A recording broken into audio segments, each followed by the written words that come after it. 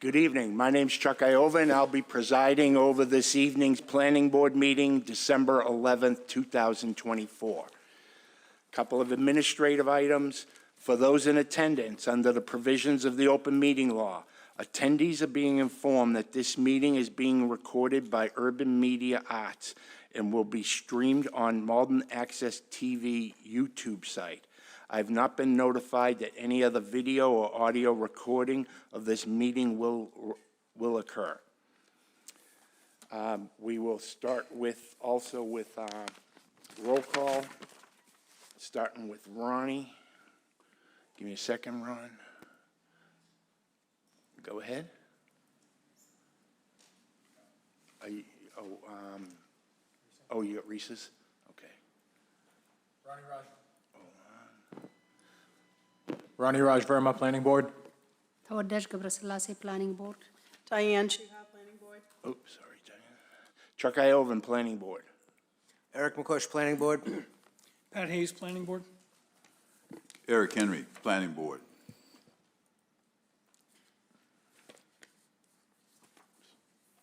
Oh, which one? You're using Henry's. Okay, hold on a second.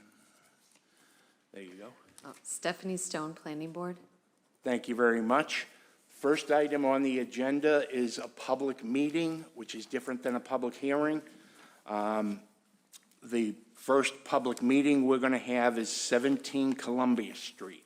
Diane, if you could read the info on 17 Columbia Street, please. Subdivision control, MGL, Section 41, Section 81C, Chapter 41, Section 81S, and Rules and Regulations of the Malden Planning Board governing subdivision of land. 1, 17 Columbia Street, parcel ID number 134654403. 25 Columbia Street, parcel ID number 134654404. 28 Lebanon Street, parcel ID number 134654420L. 12-24 Lebanon Street, parcel ID number 134654421. Permit application number CMID-069525-2024. Application for tentative approval of preliminary plan to merge all parcels and subdivide combined land, 1.25 acres, to create 3 lots, 3 parcels, and roadway. Thank you very much, Diane. Michelle, I'll turn it over to you. Okay, thank you. I'm reading from the planning report and recommendation dated December 11th, 2024. And regarding the permit application that Diane just read the information for. So this is a filing of a preliminary plan, an application for tentative approval of a preliminary plan. The deadline for your action is December 29th, 2024. A public hearing is not required. Review and decision must be at a public meeting, which is what you're doing now. This decision may not be appealed. Repetitive and/or multiple applications for the same land may be filed. And submission of a preliminary plan freezes the zoning in effect at the time of submittal for 8 years, provided a definitive plan is submitted within 7 months and approved. That's in accordance with state law, Mass General Laws, Chapter 48, Section 6. I will note that land shown on this plan is not subject to the proposed zoning amendments, most notably a pending amendment which proposes to establish site plan review requirements for educational, religious, and child care facility uses. That's in paper 356, 2024. The Planning Board and City Council Ordinance Committee are scheduled to jointly hold a public hearing on this tonight. So the subject of the preliminary plan or the subject of the application is already developed property. Collectively, it's approximately 1.25 acres, and it's comprised of 4 individual parcels. Is everybody looking at the right plan? There's 2 plans that look very similar. The number at the top of this section should be 525 at the end, 069525, just to make sure everybody's looking at the correct application. They look very similar from the top. So there are 4 individual parcels: 17 Columbia Street, 25 Columbia Street, 12-24 Lebanon Street, 28 Lebanon Street. I've given you the approximate lot area, the current use, the zoning district. I will note the application states it's 1.27 acres. Per city assessor's records, it's 1.25 acres. The plan proposes to merge these 4 individual parcels and then subdivide to establish new lots, parcels, and roadway. One is known as proposed lot 1, another proposed lot 2, another proposed lot 3, proposed lot 4, proposed lot 5, proposed lot 6, and then a proposed right-of-way. I will note, in terms of what they're labeling proposed lot 1, proposed lot 3, and proposed lot 4, they are actually not lots. They don't meet the definition of lot. They are parcels, so they are not appropriately labeled. The following plans and information were submitted in support of the application. Those are the plans in front of you. I won't read this information into the record. It's here in this report, which is incorporated by reference into the record. So you have the set of plans, and you also have a correspondence dated November 14th from the engineer. So in terms of design standards for streets, connection to public way, which is section 5A1A of your rules governing subdivision of land, the proposed roadway would connect to Lebanon Street within the immediate and dangerous proximity, approximately 50 feet, to the signalized intersection of Lebanon, Salem, and Maplewood Streets. The proposed roadway directly conflicts with the intersection, creates a traffic and safety hazard, and essentially introduces a 5th leg to the intersection. At the proposed point of connection, Lebanon Street does not have sufficient width and adequate construction in terms of design for the needs of vehicular traffic. Second design standard reviewed is design for safe vehicular travel, which is section 5A1C, for the reasons described above and that we will get into below. Regarding failure to comply with various design standards for streets, section 5, the design of the proposed street will not provide safe vehicular travel. In terms of classification, which is section 5A1E1 of your rules and regulations governing subdivision, the proposal is to construct the roadway to Class B standards, whereas the great majority, 76% of the land to be subdivided, is classified as part of the neighborhood business zoning district, which allows commercial use and high-density residential use. The proposed roadway requires design as a Class A street. In terms of width of the street, which is section 5A3A, the width of the proposed street, which is property line to property line, is approximately 55 feet, which does not comply with the required minimum width, which is 60 feet. The application requests no waiver and provides no information in support of the board allowing a discretionary reduction. The discretionary reduction is provided by your rules in section 5A3B. It provides the required width may be reduced by 5 feet on each side if, in the opinion of the planning board, satisfactory assurance is given that the total vehicular parking needs of the subdivision will be satisfied off the street and on-site parking areas are consequently unneeded. Again, no information was provided in support of that. The 5th design standard is width of roadway. That's section 5A3A. The width of the proposed roadway, now that's curb to curb, so that's the vehicular travel area, is approximately 35 feet, which does not comply with the minimum required width, which is 40 feet. The application requests no waiver and provides no information in support of the board allowing a discretionary reduction. That was the section I just read from. I won't read it again. It's section 5A3B, where you can allow a reduction of 5 feet on each side. In terms of design standards for intersections, which is section 5A5C, the proposed property lines at the proposed street intersections are not rounded to the required radius, which is 40 feet. In terms of design standards for lots and blocks, which is section 5C5, the proposed subdivision does not comply with this requirement. Proposed lots 2 and 6 have sidelines that are not at the required right angles to the street center line of the proposed right-of-way. And then the design standard regarding adequacy of access via existing adjacent streets, safety, which is section 5G1, for the reasons we just discussed above, and in particular regarding connection to the public way. The proposed subdivision will not ensure vehicular and pedestrian safety and access. The proposed subdivision will overly strain the capacity of existing streets so as to result in traffic congestion and safety problems and otherwise interfere with access. The purpose of the preliminary plan is to get input from other city departments and for the planning board to provide input and any information, state any concerns, questions, et cetera, to approve, disapprove, or modify the plan. Part of that review, as I said, is reviewed by city departments. So we did circulate the plan to several city departments: Public Works Commission, Board of Health, City Engineer, Fire Department, Police Department, and Building Department. No comments have been received to date. Do you want me to continue, or do you have questions? Does anyone have any questions for Michelle? No? Okay. So If you could proceed. the recommendation is to deny the application for tentative approval of the preliminary plan for failure to comply with the following rules and regulations of the Malden Planning Board governing the subdivision of land.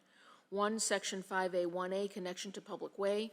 The proposed right-of-way connects to Lebanon Street with immediate and dangerous proximity to the signalized intersection of Lebanon, Salem, and Maplewood Streets, directly conflicts with the intersection and creates a traffic and safety hazard, and at the proposed point of connection, Lebanon Street does not have sufficient width, inadequate construction in terms of design for the needs of vehicular traffic. 2, Section 5A1C, design for safe vehicular travel. The design of the proposed street will not provide safe vehicular travel, given its failure to comply with the various design standards for streets, Sections 5A1A, 5A1E1, 5A3A, 5A5C, and 5G1. 3, Section 5A1E1, classification. The proposed right-of-way is incorrectly designed to be classified as a Class B street and requires design for classification as a Class A street.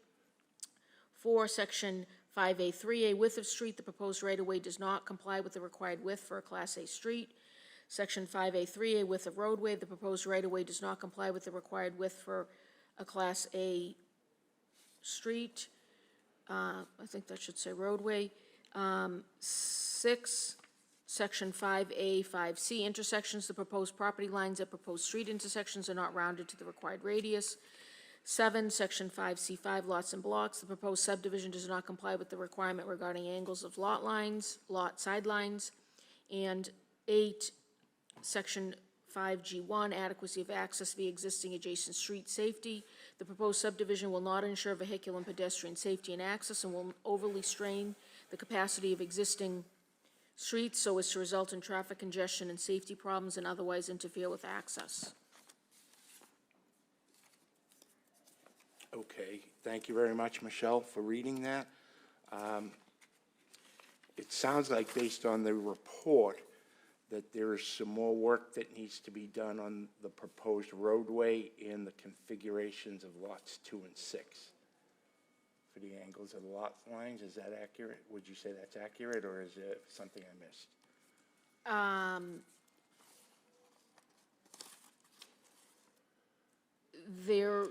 The subdivision as proposed doesn't comply with these different 8 requirements. So, yes, it's roadway, it's design of the roadway, it's width, lots and blocks, intersection, what was the other thing you said? So yes, the plan, I would not recommend approval because of all these issues of noncompliance with all these various design standards. Right, and the fact that, and the difference here is the fact that there's a driveway now, it doesn't go through to Columbia Street. A driveway on a private property is not a public way, correct? right. They're proposing an actual public road. It would be a public road that connects Lebanon and Columbia, thank you. Yeah, the driveway on the private property is just that, a driveway. Okay, thank you. Does anyone have any questions for Michelle? Eric Henry. Thank you, Mr. Chair. Michelle, could you explain the difference between a private way and a public way? A public way is open to the public, and a private way may or may not be open to the public. There are other legal differences as well in terms of maintenance and things like that. Will it have sidewalks? Some private ways have sidewalks, some don't. This roadway is proposed to have sidewalks. It's a public way. It is proposed as a public way. Thank you. If this board were to approve it, it would be an approved roadway. If you end up designating it to be private only, it would still be built in accordance with city standards, or should be built in accordance with city standards. So you could designate it to remain private. Thank you. That's not what's being proposed, but, you know, you've done that in the past, so, Thank you. welcome. Eric McCush. Thank you, Mr. Chair. You referenced where they have like lots listed, like Lot 2, you said is a parcel, is actually not a proper lot. Although the square footage seems to be enough, why wouldn't that be a proper lot instead of just a parcel? Let me get the plan, hold on. Sorry, I didn't have mine open here. All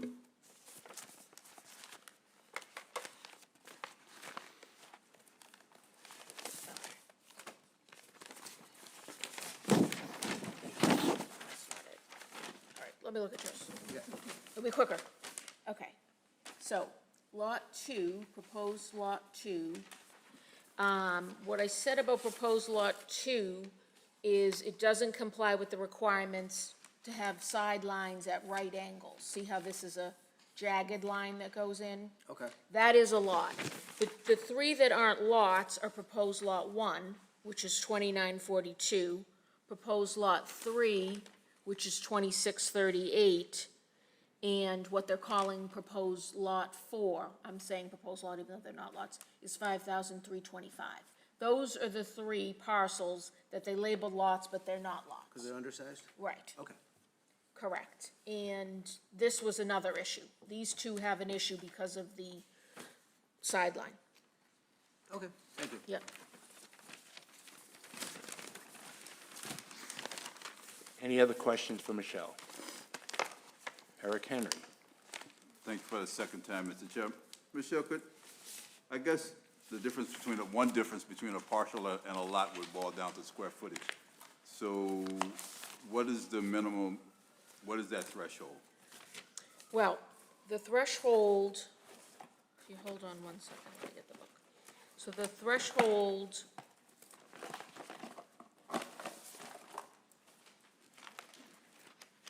okay, so two things I want to read here, hold on. I'm just not organized. Okay. So,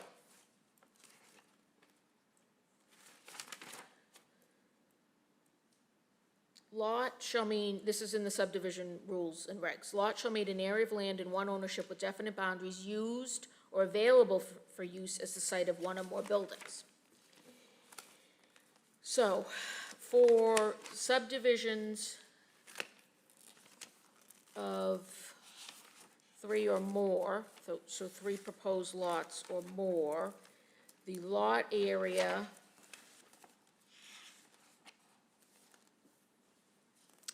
is 8750 for a single family. So the 8,750. It's not clear, what these are gonna be used for, if they're gonna be used for single families or two families, or what the proposal actually is. Again, the majority of the land's in the neighborhood business zoning district, so they could be used for commercial uses.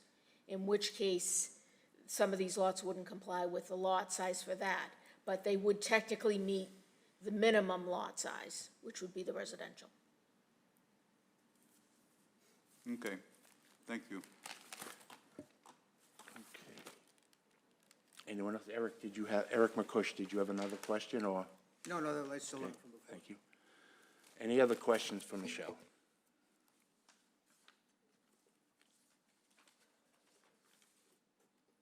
No? Is there a motion then? Eric McCush. I'd like to make a motion to deny the application for tentative approval of the lot subdivision. Eric Henry. Thank you, Mr. Chair. I second that motion.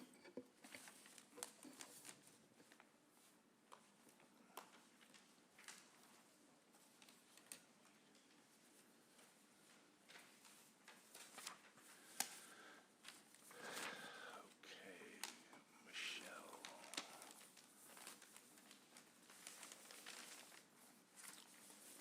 Okay, go ahead, Michelle. Diane Chuha, Yes. Tadej Gebrselassie. Yes. Patrick Hayes, Hold on a second. Yes. Eric Henry, Excuse me, yes. Eric McCush, Yes. Yes. Stephanie Stone, Yes. Ronnie Raj Verma, Yes. Chuck Ioven. Yes.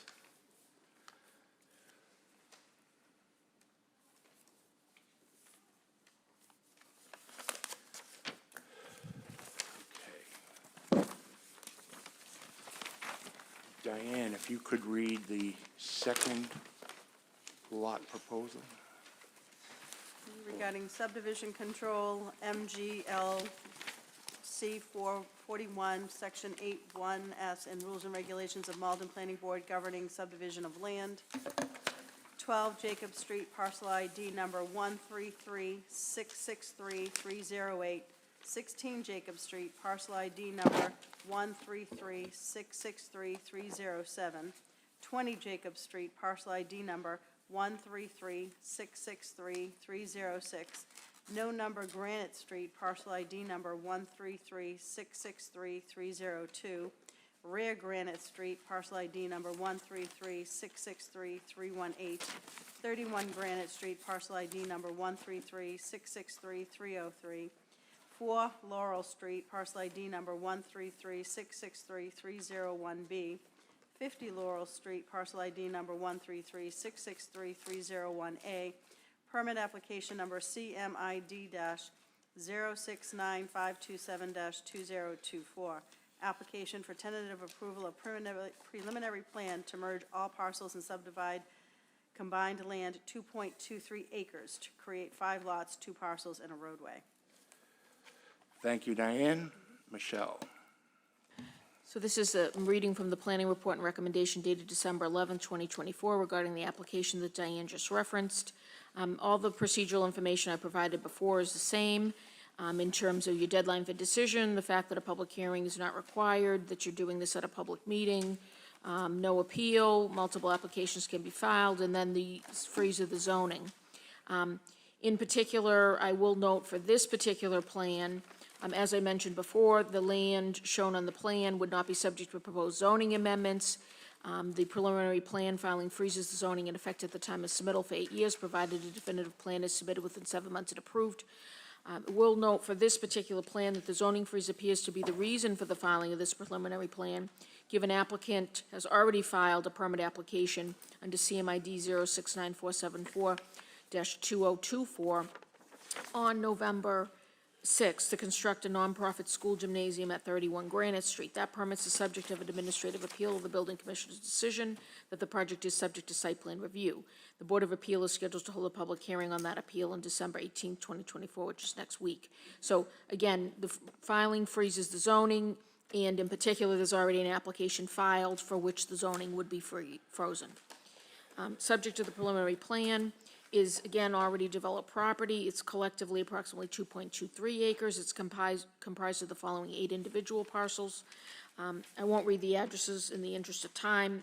Well, maybe I will, because I'm not sure if they were in that thing that Diane read. 12 Jacob Street, 16 Jacob Street, 18-20 Jacob Street, no number Granite Street, 31 Granite Street, rear Granite Street, 4 Laurel Street, 50 Laurel Street. The application states 2.03 acres. Assessor's records reflect that it's 2.23 acres. The plan proposes to merge the 8 individual parcels, then subdivide to establish the following new lots, parcels, and roadway. Again, 2 lots are called lots, proposed lots 1 and 2. Then you have proposed lots 3, 4, 5, and 6, and a proposed right-of-way. Again, the proposed lots don't meet the definitional lot. The plans that were submitted listed here, you have a copy of those. Design standards for streets, the plans were reviewed, and in particular, these design standards for streets were reviewed. Connection to public way, section 5A, 1A, the proposed roadway will connect to Laurel Street directly opposite the intersection of Laurel Street and the exit end of Hartshorn Street, a one-way street, within close proximity to the intersection of Laurel and Granite Streets. The proposed roadway may conflict with both intersections and create a traffic and safety hazard. In terms of design for safe vehicular travel, section 5A, 1C, given the connection point at Laurel Street that we just discussed, the design of the proposed street will not provide safe vehicular travel. In terms of lots and blocks, section 5C4, the proposed subdivision does not comply with this requirement. Proposed lot 7 has access to 2 parallel streets. The proposed right-of-way and Granite Street, which is less than 200 feet in depth. There have been no exceptional conditions presented to support violation of the requirement, which is what your rules would require.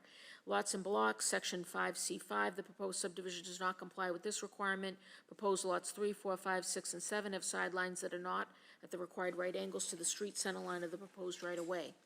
Review by city departments, again, the plan was circulated for review to these departments: Public Works Commission, Board of Health, City Engineer, Fire Department, Police Department, Building Department, no comments received to date. The planning recommendation is to deny the application for tentative approval of the preliminary plan for failure to comply with the following rules and regulations of the Malden Planning Board governing the subdivision of land. 1, Section 5A, 1A, connection to public way.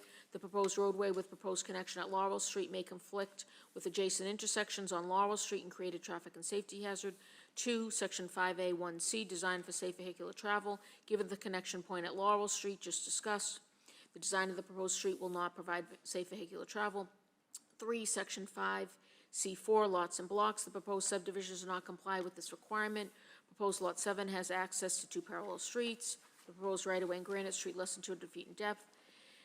Section 5C5, lots and blocks. The proposed subdivision does not comply with this requirement. Proposed lots 3, 4, 5, 6, and 7 have sidelines that are not at the required right angles to the street center line of the proposed right-of-way.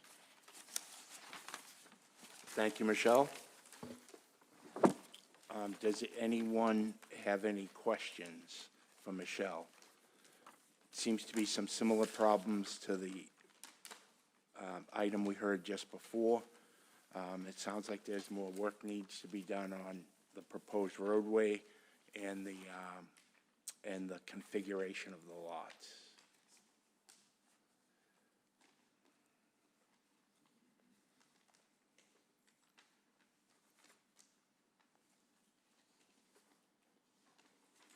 Anyone have any questions for Michelle?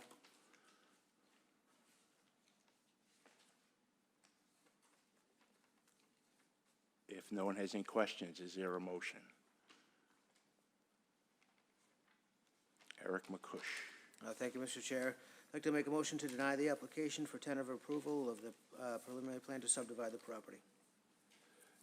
Eric Henry. There you are.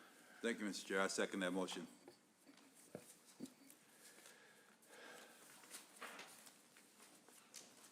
Okay.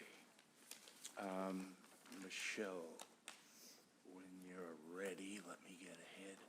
It's only letting me select a couple at a time, so. No. Go ahead. Diane Chuha? Yes. Tadej Gebrselassie? Yes. Patrick Hayes? Yes. Eric Henry? Yes. Eric McCush? Yes. Stephanie Stone? Yes. Ronnie Raj Verma? Yes. Chuck Iovan? Yes. So that tentative plan was also denied, and it seems like there's some more work that needs to be done for those. And just if I could, Chair, to clarify for the record, those votes were to disapprove both for the reasons that were cited. Is that Right. correct? Okay. Yes, that was my understanding anyways.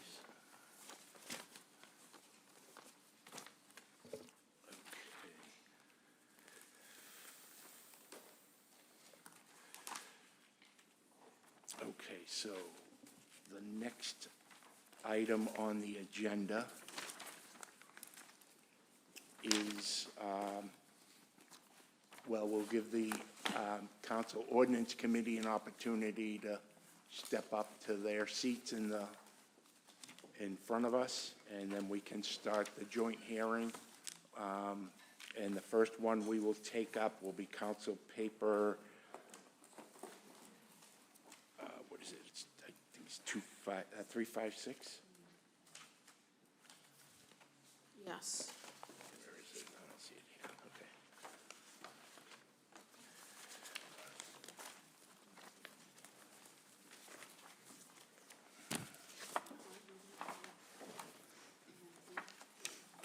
Would you normally read? Yeah, that's fine. Thank you.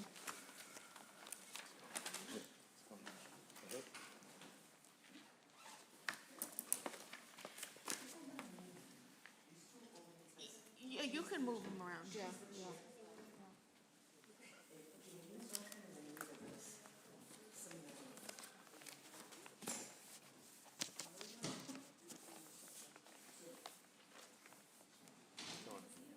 copy as well.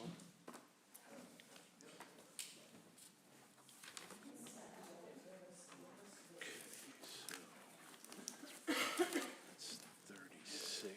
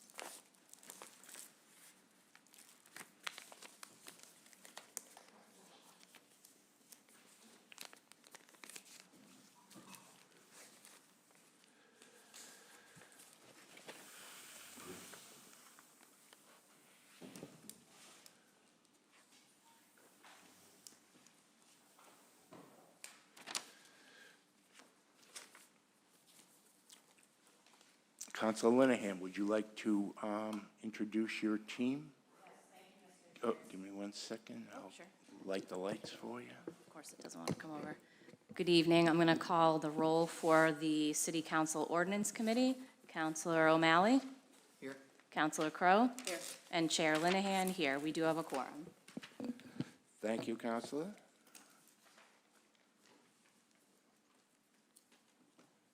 Diane, would you like to read the notice, please?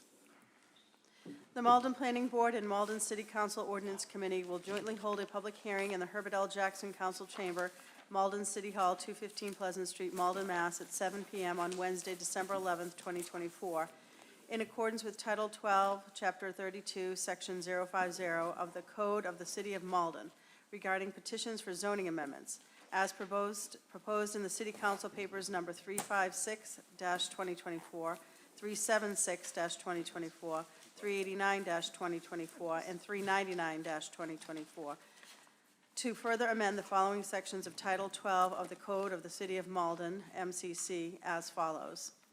A, Section 12.12.500, new, MCC, Use Regulations, CCP 356/2024, to establish regulations and requirements for site plan review for educational, religious, and/or child care facilities.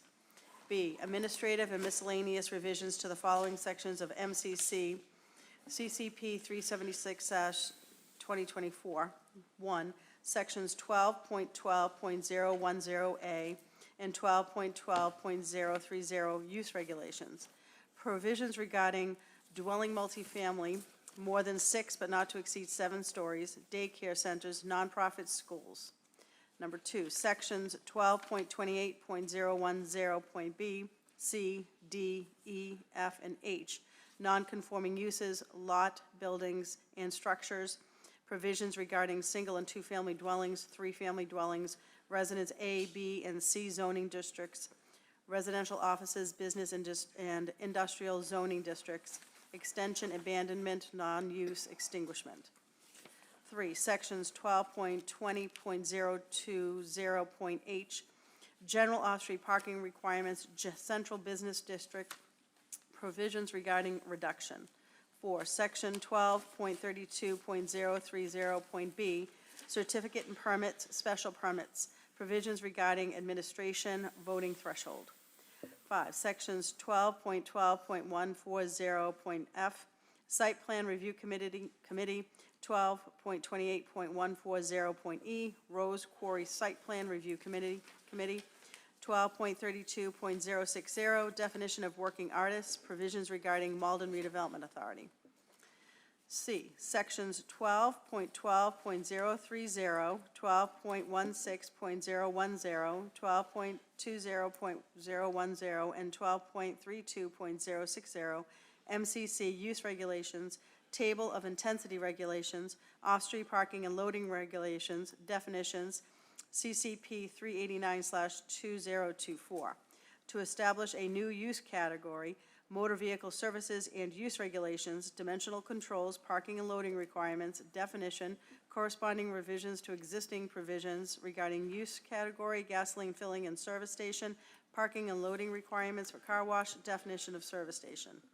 And D, section 12.32.060 MCC definitions, to establish a definition for retail car wash. Thank you very much, Diane, and for those in attendance, I do want to point out that this is a public hearing for these council papers, and that there will be input from those that desire at the appropriate time. Thank you. So, Councilor Linehan, for the paper.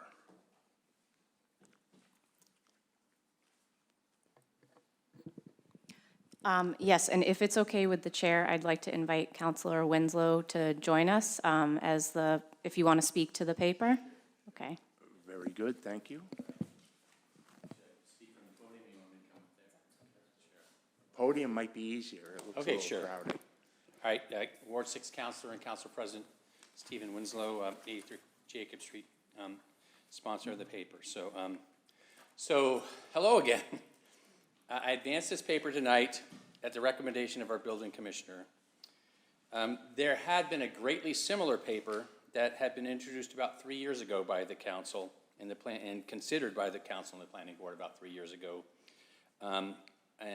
When the council was wrestling how to craft an ordinance that recognizes that the Dover Amendment allows the city to maintain reasonable regulations for uses covered by the Dover Amendment, but supersedes the city's typical project review process of either special permits from the planning board or variances reviewed by the zoning board of appeals.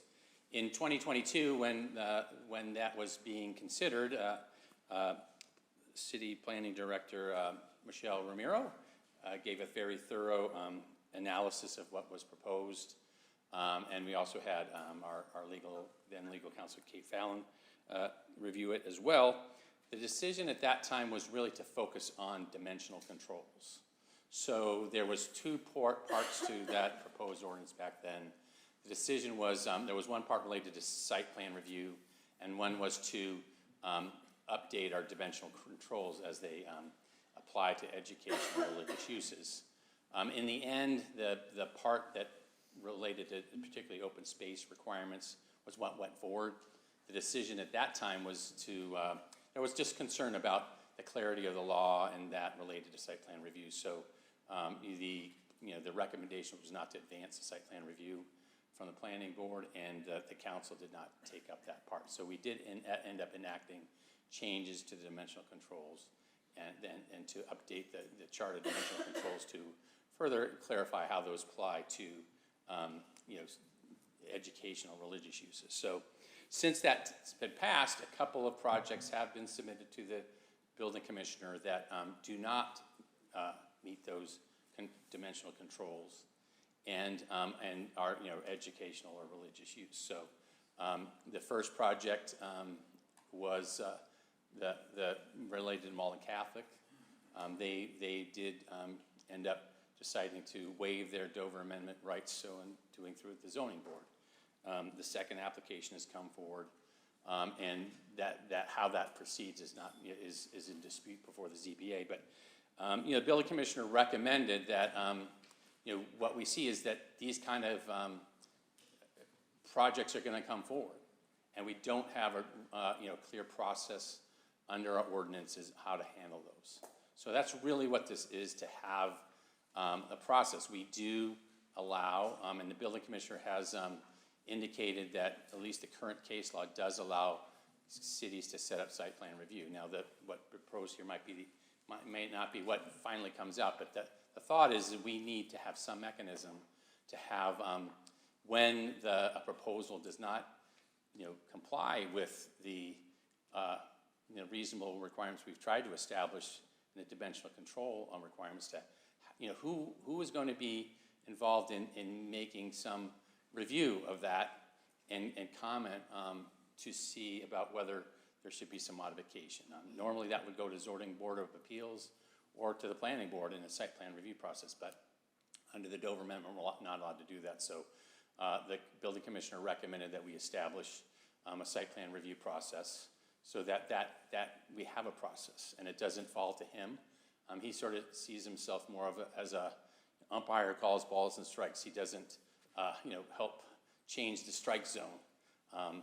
So that's something that we need to try to establish, and so that's really what this is about.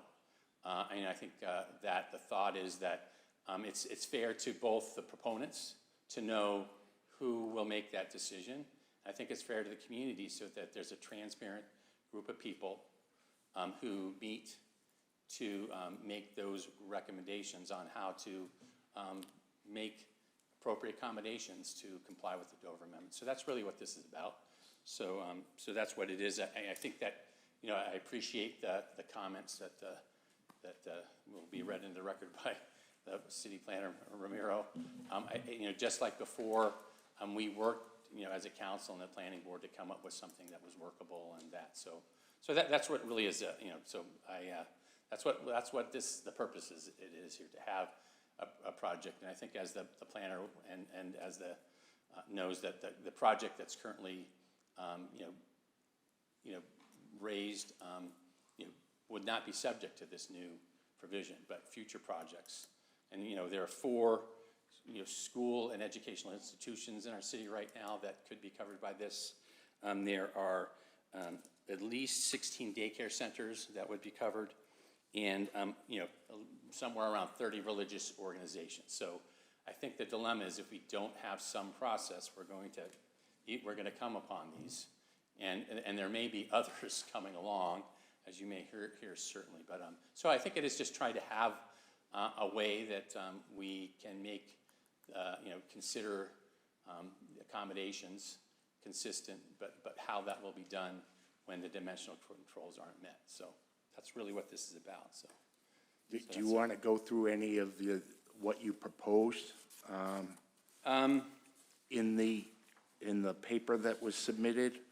Because it seemed to be a little bit broader than just setting up site plan review. Do you want to describe the process that you're proposing? The process, there would be a site plan review committee that would include, a couple of council appointees and some mayoral appointees. So it would be different than right now. We have some site plan reviews where we have seven people, so it would be smaller. The application for site plan review is more targeted towards the items that, under the Dover Amendment, that we are allowed to establish reasonable,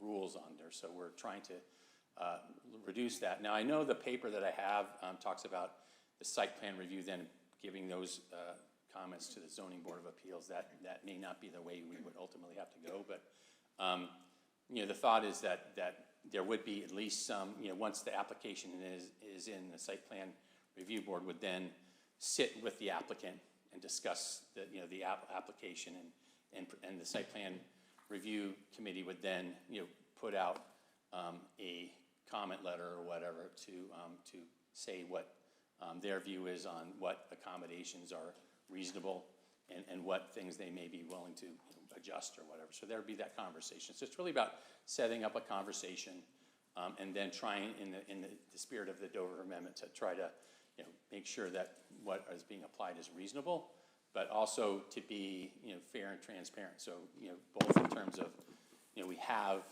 the dimensional controls that are helping applicants determine and try to create projects that do not have to go through site plan review. They can be approved by the building commissioner without any process, but then also to make clear to the proponents and the public what the process is to vary from those and who is involved, because otherwise it would, it's not clear of how we, how those projects get building permits if we don't have some way to make accommodations that are make sense for a project. So that's really the steps. So I think we do have some more work to do on actually how that. Would you say that what you're proposing is in line with our we have several other site plan review committees.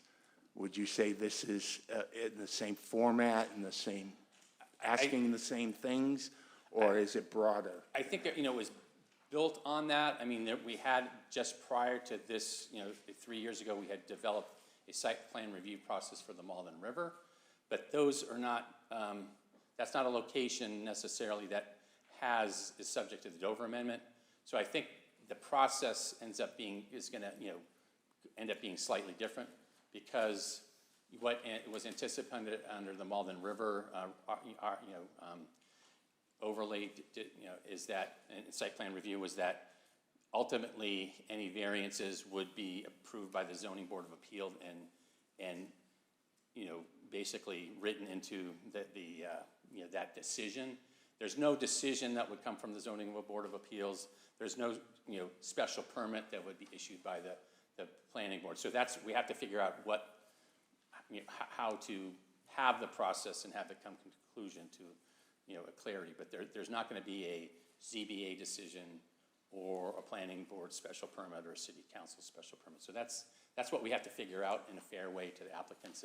And also not, like, when you look at the requirements for, site plan review under, Rose Quarry or RAIO, there's a lot more information that is being asked for that is really beyond what you might, be fair to Dover. So we're trying to create that balance, and that's, really what some of the discussion is. Certainly the proponents will have that point of view, but it is trying to, have a less burdensome site plan review process, but also to acknowledge that, the city's, has some ability to set reasonable requirements. And that's really what we're trying to do in a transparent way. And just like we, at the time, the dimensional controls were established a few years ago, we set dimensional controls that were based and established on, like, educational institutions that exist in Malden. We didn't just take some standard from a community that isn't here. So,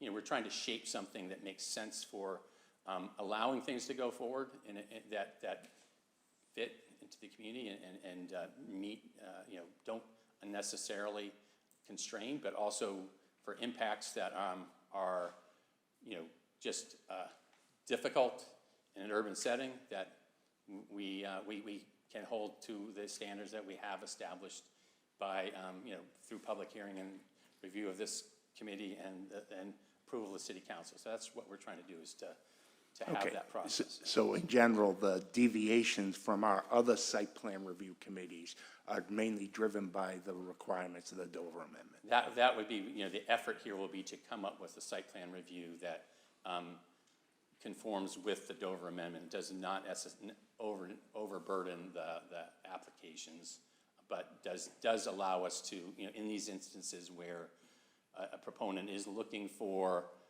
some variation from the, our established, dimensional controls and other things that, there is a process to go through that and in a fair and open way, so. Okay. Does anyone have any questions for the petition, or anyone on the council, ordinance committee have any questions? No? Anyone on the planning board have any questions for the petition, for the councilor who's proposing this paper? Michelle, do you have anything at the moment? So I'll Okay. be right here. If you Well, want. thank you very much, Counselor. Thank you, great. Okay. At this point in time, I will ask if there is anyone that would like to speak in favor of this proposed council paper. Anyone to speak in favor? And I didn't mention it, but if those that are coming up, could you please state your name and residential address for the record, and make sure you sign the clipboard. Thank you, so we have the proper spelling and that stuff. Thank you very much. So anyone that would like to speak in favor of this council paper?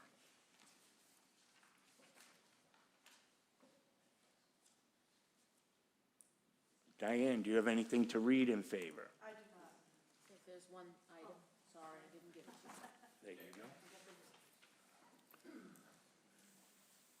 It is dated December 10th, 2024, says dear Ms. Romero. Oh, hold on a second. Thank you for noticing that. There you go. Dated Tuesday, December 10th, 2024.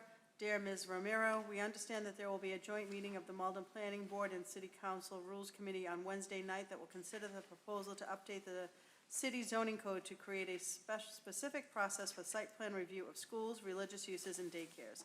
I encourage you to promote the favorable passage of this proposal. This will help ensure these types of projects receive community scrutiny before building permits are issued. Thank you, Janet Green, 57 Rocky Nook, Malden. Thank you.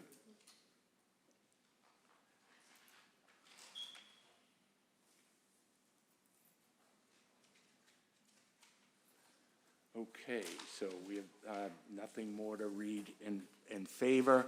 Seeing no one else looking to speak in favor, I declare that part of the hearing closed.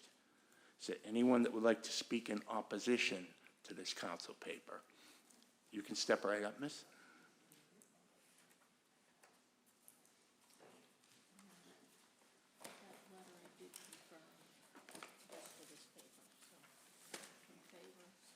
Okay. What are you saying? I'm saying I had received a letter, and I wasn't clear whether it was submitted in support of this paper, 356/2024. So I wrote back and asked for confirmation, and I just checked, and I did receive confirmation. So I don't know if she, So that's another email in favor? yes, another email in favor, so. Excuse me, miss, would you mind if I reopen those in favor? You can stand right there, it's just, if you want to pass it over, Michelle? Yeah. I'll let Diane read it. Yeah, it covers a few things, but it also was in favor of this, so. Thank you, Diane. Ms. Romero, a member of the Inspectional Services Department. I am writing for two related reasons. I'd like to encourage the Zoning Board of Appeals to uphold the Malden Building Inspector's decision requiring that changes proposed by Mystic Valley Regional Charter School are reviewed by a Site Plan Review Committee charged with establishing reasonable regulations for the project. I also want to urge the Zoning Board and related offices in Malden City government to update the city zoning code to require formal site plan review of schools, religious uses, and daycares.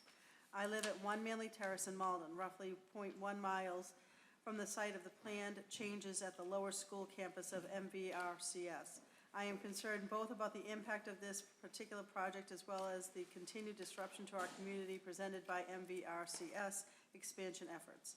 This proposed project has the potential to result in significant disturbances to noise levels and to traffic patterns in our neighborhood, especially because it affects Granite Street, Laurel Street, Jacob Street, and Lebanon Street, all of which are used frequently to access Salem Street.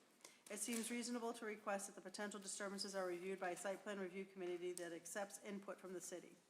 I believe that MVRCS has attempted to circumvent the site review process by filing proposed changes as subdivisions at 31 Granite Street, as well as property along Lebanon Street and Columbia Street. It is plainly evident that the subdivision requests are an effort to avoid public scrutiny by leveraging a loophole in the city's current zoning regulations.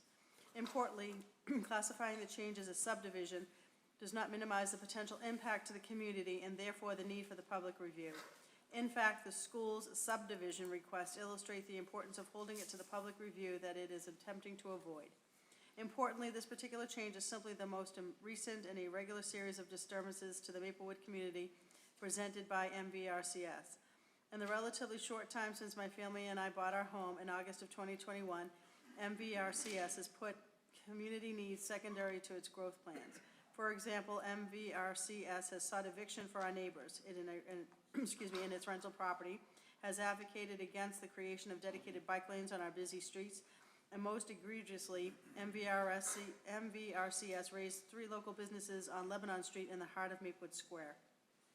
The latter effort led to the lost tax revenue for the city in the form of closed businesses, and its replacement, an empty and unusable parking lot, provides no financial or social value to the community. Especially considering its established track record in Maplewood, MVRCS simply has not earned the trust of the community. At the very least, its plans should be reviewed by a review commission, as ruled by the building inspector. In order to ensure that the future plans are subject to similar review process, I urge the board and city government to remove zoning permit exemptions in state law for schools, religious institutions, and daycares. Whether proposed by MVRCS or otherwise, projects that impact the public should be received by the public. Please do not hesitate to reach out with any questions. Best Peter, Piazza, 1 Manley Terrace, Malden. Thank you, Diane. At this point, I will reclose those that are speaking in favor and reopen those that would like to speak in opposition to this council paper. Thank you, Miss. Thank you. Good evening. My name is Jennifer Schultz, and I am a partner at the law firm Nixon Peabody, where I run the nationwide real estate development practice, an address in Boston of 53 State Street. I was asked to bring copies, in case people do not have them with them, of both the letter that was submitted on behalf of my client, Mystic Valley Regional Charter School, and also have included one of the most relevant cases cited therein, so that when I reference it and read along, Thank you. everyone has an easy time following. I'll wait till those are passed out, and I will begin. You did not receive a comment in your package because it's being received now as part of the public hearing, so you wouldn't have received that in advance.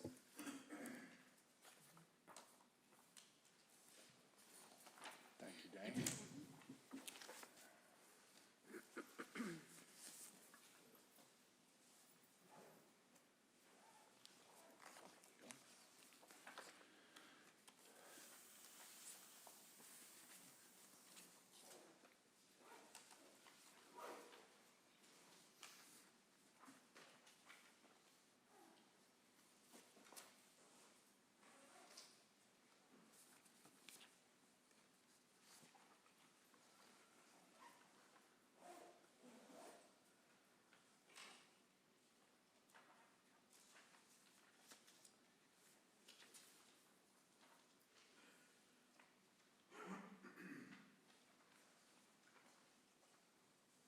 Thank you. You may proceed. All right, thank you. Chairman Eovan and Councilors, Ordinance Committee. As I noted previously, Nixon Peabody represents Mystic Valley Regional Charter School, and this letter is in connection with the proposed zoning amendment number 356-24 that purports to impose a patently illegal site plan approval process on religious and educational uses, and to express the strong opposition of Mystic Valley to it. For numerous reasons, the proposed amendment is illegal under Massachusetts General Law, Chapter 40A, Section 3, second paragraph, which is commonly referred to as the Dover Amendment. First, the proposed amendment, as initially presented, targeted only religious and educational uses, which are both protected under the Dover Amendment. This is clearly improper, citing the Bible Speaks case with a full citation in the letter, noting that that case invalidated a special permit and site plan approval requirement opposed only on religious and educational uses, and that is in the town of Lenox, Massachusetts. The fact that the amendment has been revised since to include daycare uses is mere window dressing and does not alter the original intent or conclusion of this letter. Second, while targeting religious and educational uses is bad enough, the real target of the proposed amendment is Mystic Valley.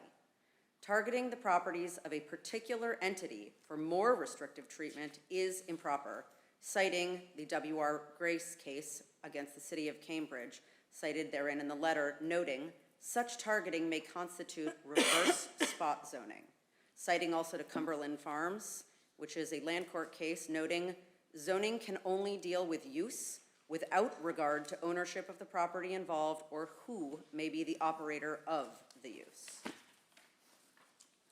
Proof that the proposed amendment is targeted at Mystic Valley includes, without limitation, the following. The proposed amendment was first introduced at a city council hearing exactly 1 week after Mystic Valley met with the building commissioner to discuss Mystic Valley's request for a determination that its plans for a much-needed gym project at 31 Granite Street complied with applicable zoning as modified by the Dover Amendment. Indeed, in introducing the proposed amendment at the September 24th, 2024 City Council meeting, its sponsor stated that the impetus behind presenting the amendment was a recent discussion he had had with the building commissioner regarding the application of the Dover Amendment to a newly proposed project. Further, during the meeting, another city official commented that there is one sizable property we probably all know we're referring to. 2, it was clear from questions and comments at the meeting that the proposed amendment is being pushed at this time so it could be applied to the gym project. And just jumping down to a footnote for a moment to explain very briefly what the gym project is. The gym project consists of the construction of an approximately 6,554 square foot prefabricated steel building with an outside decor similar in fashion and color to Mystic Valley's athletic facility at 576 Eastern Avenue, 3/4 of a mile away. The building will house a standard 74-foot-long middle school basketball court. Traveling between class and gym will be within the confines of Mystic Valley's schoolyards at all times, which will minimize disruption to the general neighborhood. And relatedly, adding the gym's recreational space, which will be heated when the weather is cold and air-conditioned when the weather is hot, to the school's campus will reduce the need for the students to use nearby Trafton Park. Number 3 of the reasons why the proposed amendment is clearly targeted at Mystic Valley is that a similar amendment had been contemplated several years ago but was not adopted.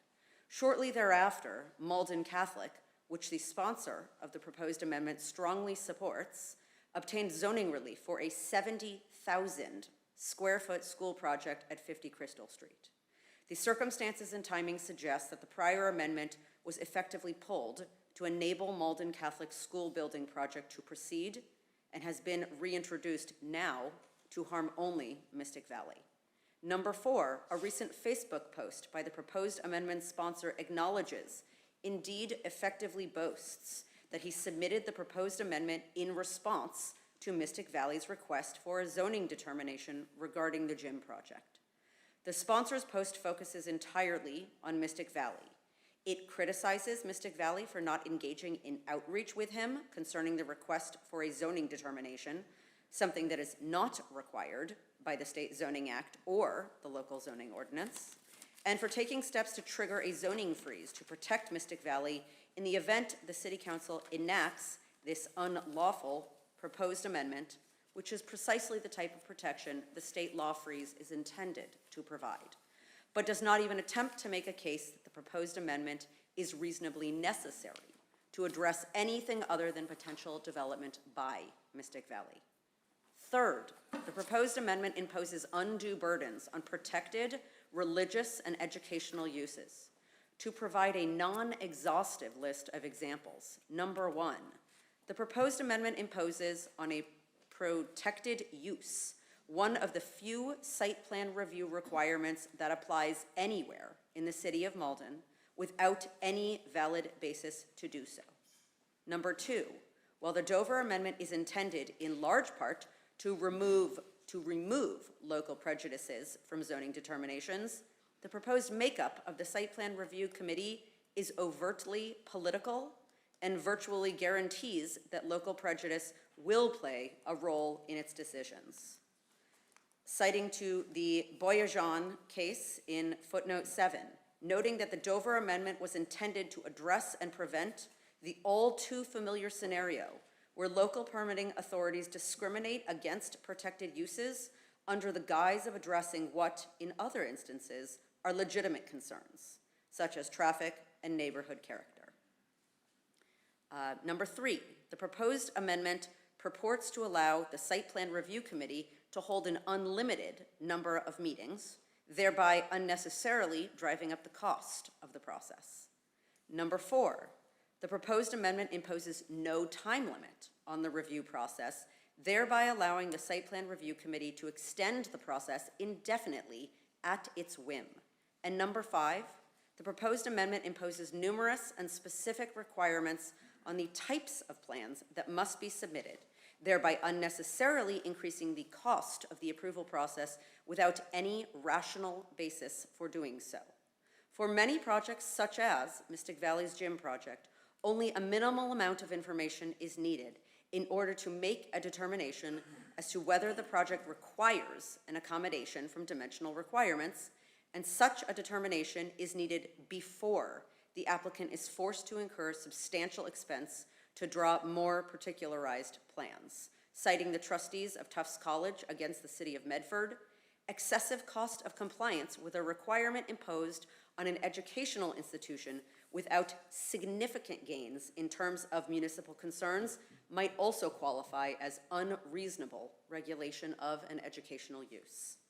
Fourth, the proposed amendment sponsor stated at the September 24th, 2024 City Council meeting that the proposed amendment's purpose was to relieve the building commissioner of his obligation to determine whether the particular dimensional regulations as applied to an educational project are, quote, reasonable under the Dover Amendment. To make this determination, the appropriate authority must decide whether compelling compliance with such regulations, quote, would substantially diminish or detract from the usefulness of a proposed structure or impair the character of the institution's campus without appreciably advancing the municipality's legitimate concerns, end quote. However, the proposed amendment does not mention this standard at all, and certainly does not direct the Site Plan Review Commission to make the necessary legally required determination. In fact, it intentionally adds different and burdensome provisions. The proposed amendment, therefore, does not serve the purpose articulated by its sponsor.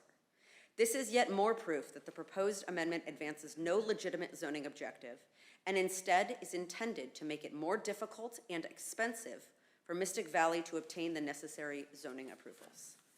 Fifth, the proposed amendment not only fails to apply the standard required under the Dover Amendment, it also provides no standard whatsoever, especially insofar as review of a protected project's dimensional components is concerned. This would effectively vest the Commission with standardless discretion over whether to grant site plan approval.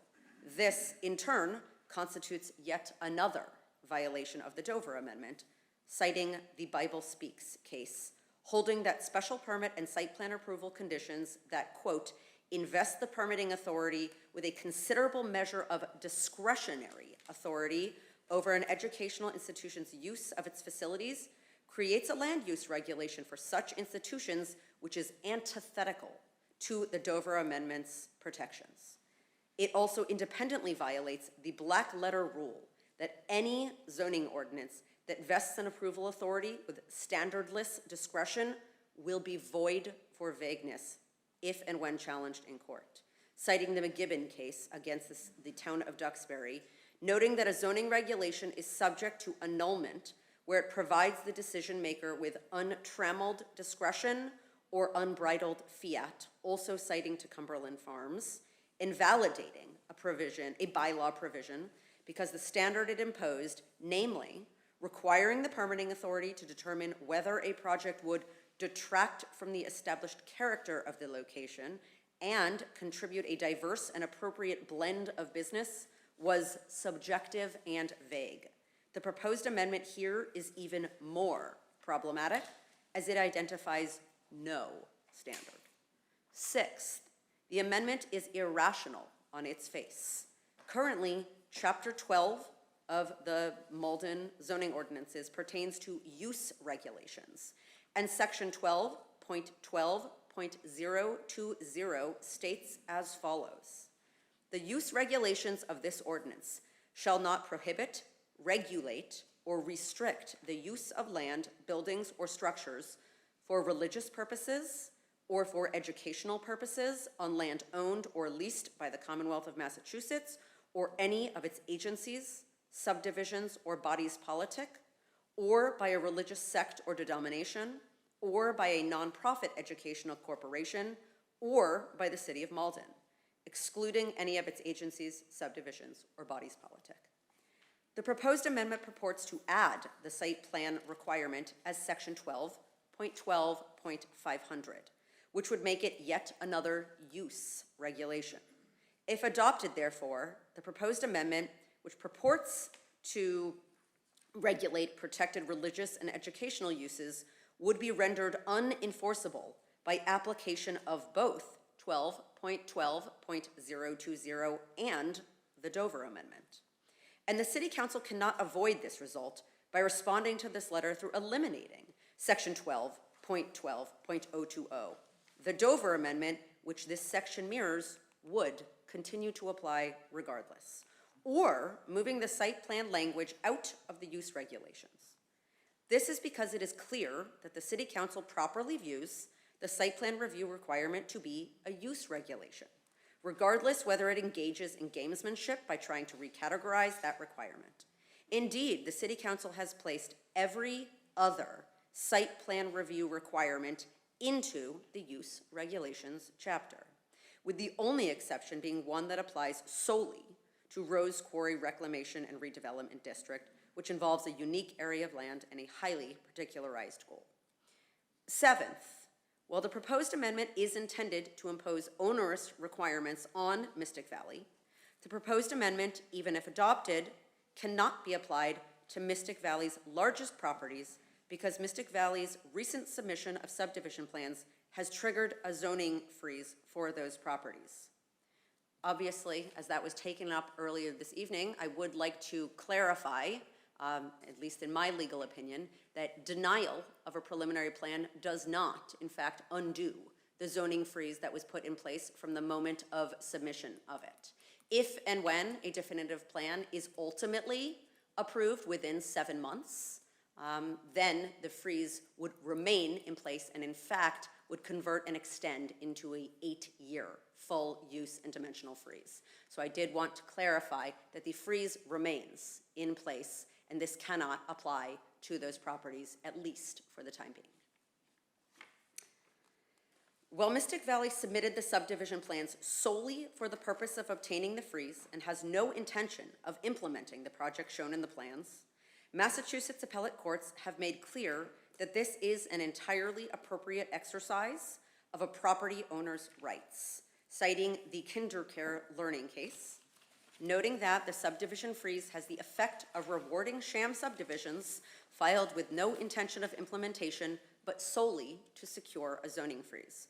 I will also note if there are any questions from the council or the planning board, we do have our engineer here who drew up the subdivision plans, who, in his opinion and the opinion of his nationwide practice of Bowler Engineering, has determined that a Class A roadway is not required, regardless of the fact that a good portion of the property is zoned as a commercial district. That commercial district allows, by right, single-family housing. And therefore, to say that a Class A roadway is required because the district is defined as being described as a commercial district that does allow for a single-family home is irrelevant.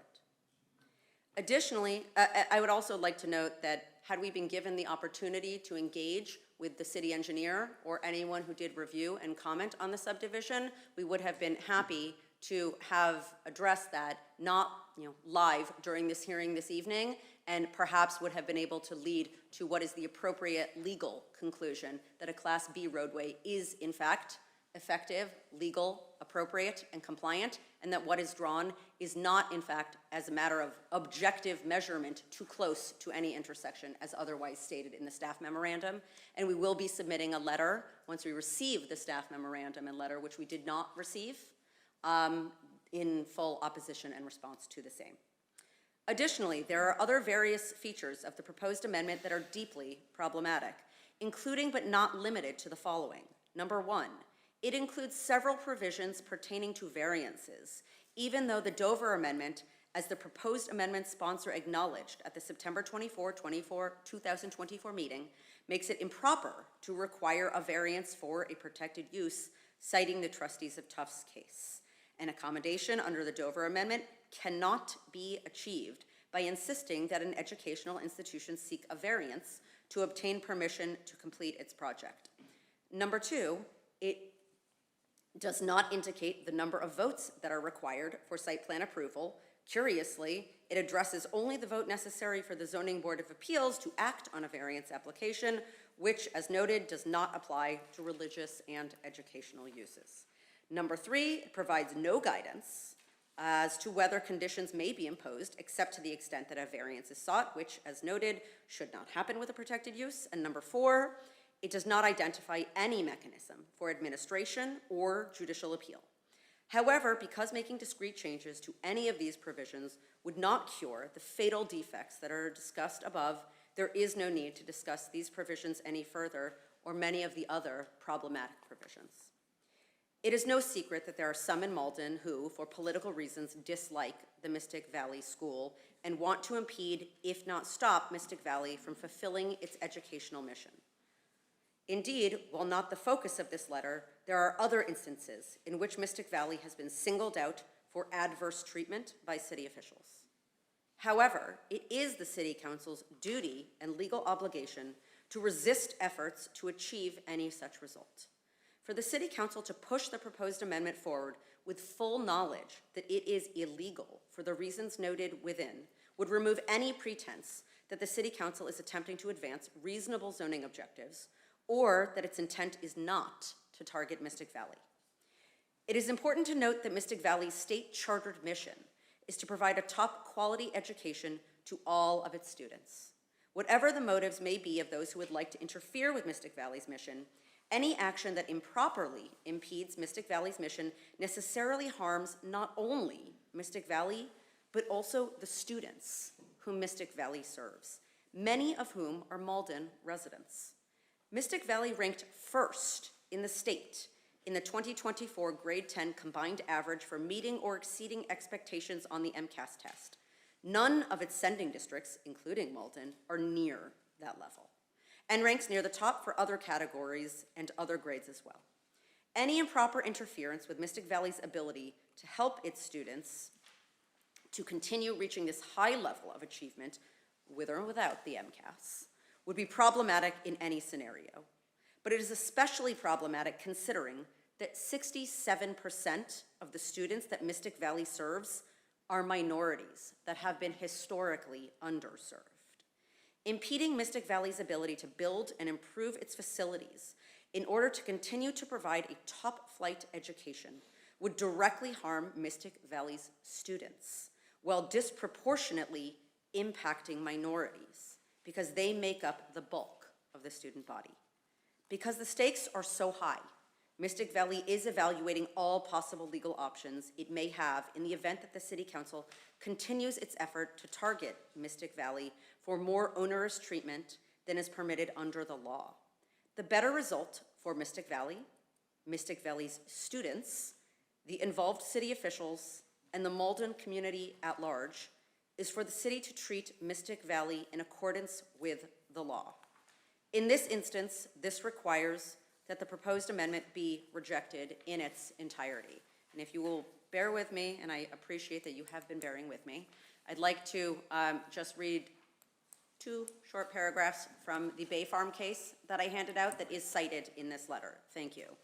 In this case, from 2007 in the land court, which is in front of all of you, the question was whether a site plan approval bylaw in Duxbury that would apply to educational and religious institutions, protected uses under the Dover Amendment, should stand or should be invalidated as illegal.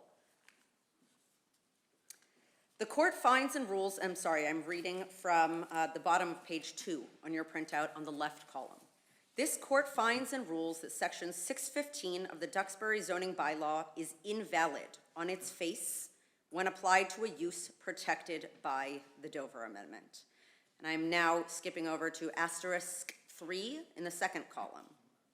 The whole of the Dover Amendment seeks to strike a balance between preventing local discrimination against an educational use and honoring legitimate municipal concerns that typically find expression in local zoning laws. As recognized by the Dover Amendment, a city or town may apply reasonable regulations to a project to be used for an educational use that concerns the bulk and height of structures and determining yard sizes, lot area, setbacks, open space, parking, and building coverage requirements. The issue between the parties here is who is permitted to apply the reasonable regulations identified in the Dover Amendment.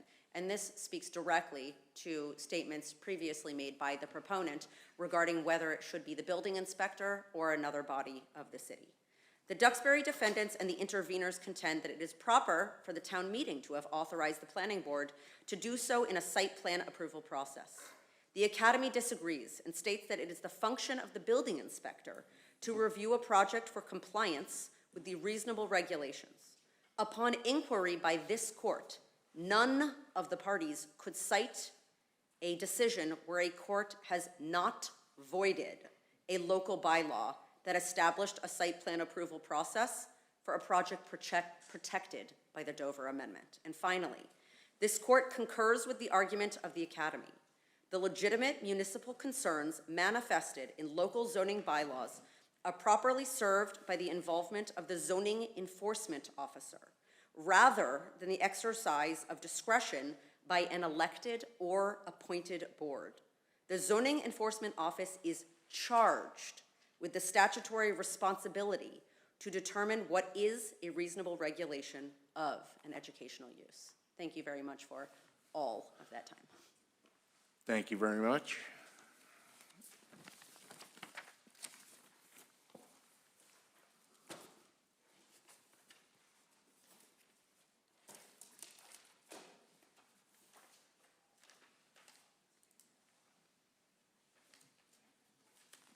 Is there anyone else that would like to speak in opposition to this council paper? You can come up. Good evening, members of the committee. My name is Kevin Larson. Kevin Larson, I live at 44 Bowman Street, Malden. And just drew up a little thing I'd like to read to the committee.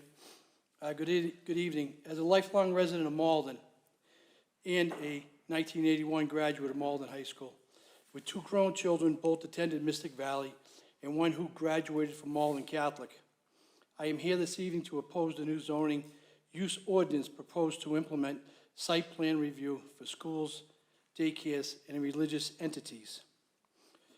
During my life, I have seen properties purchased, buildings demolished, new schools built, and over decades, always for the good of the children.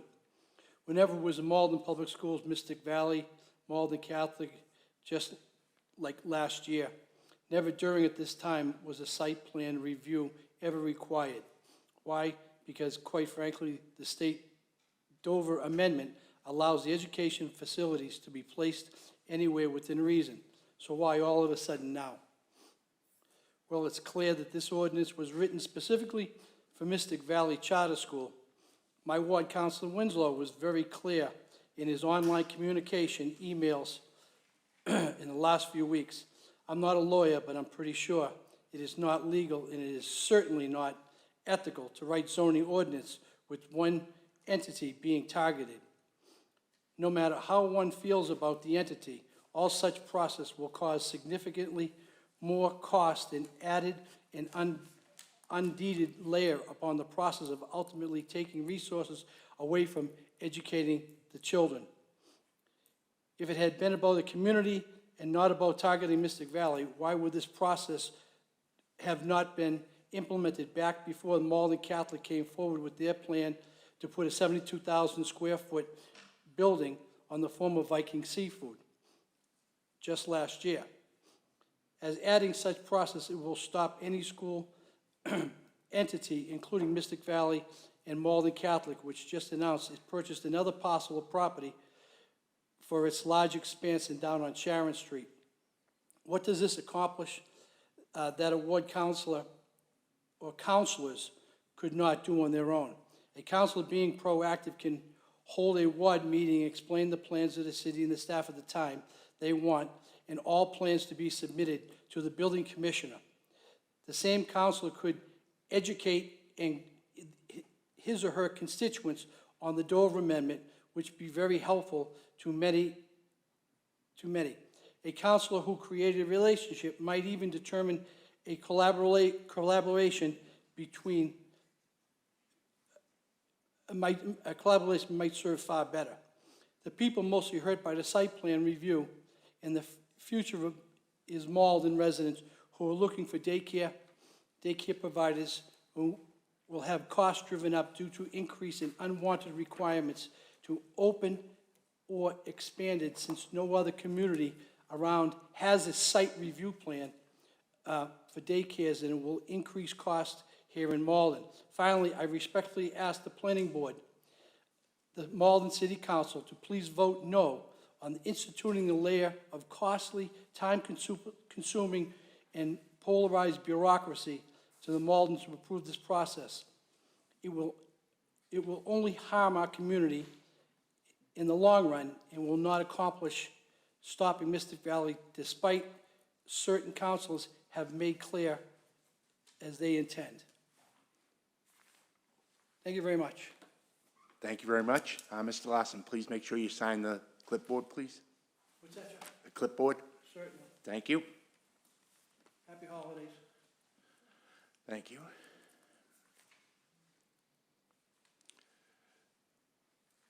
Is there anyone else that would like to speak in opposition to this council paper?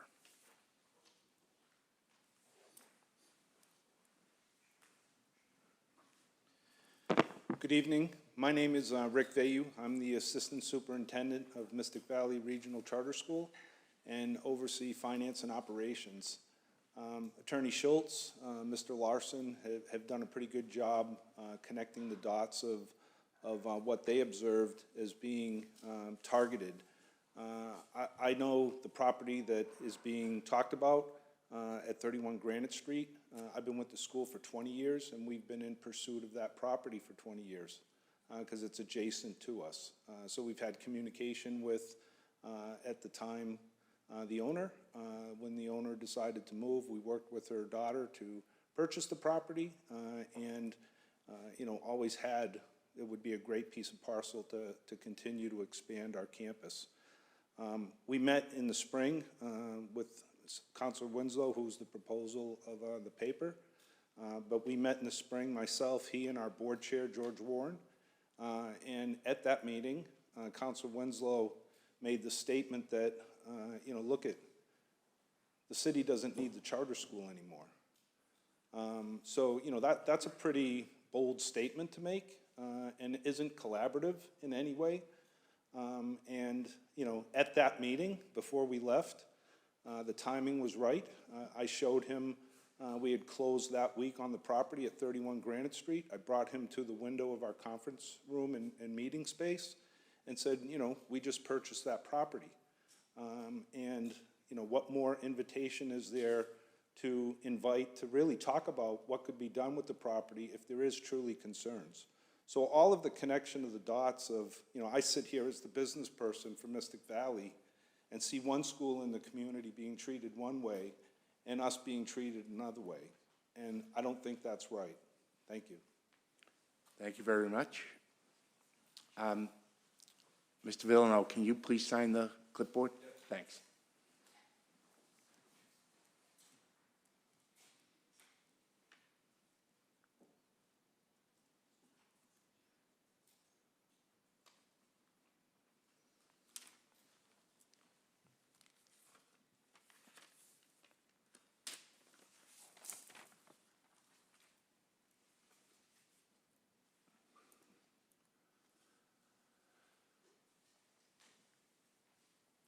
Thank you.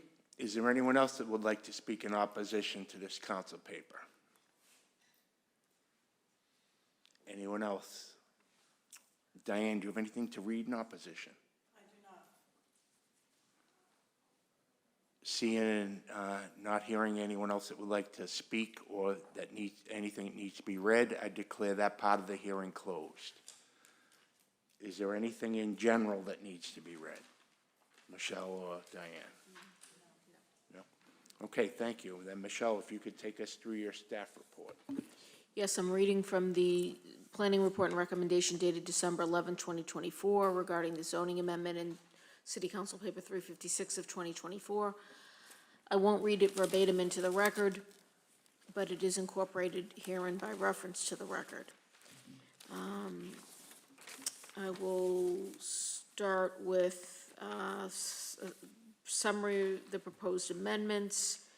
I will just highlight items that have not already been discussed by the sponsor.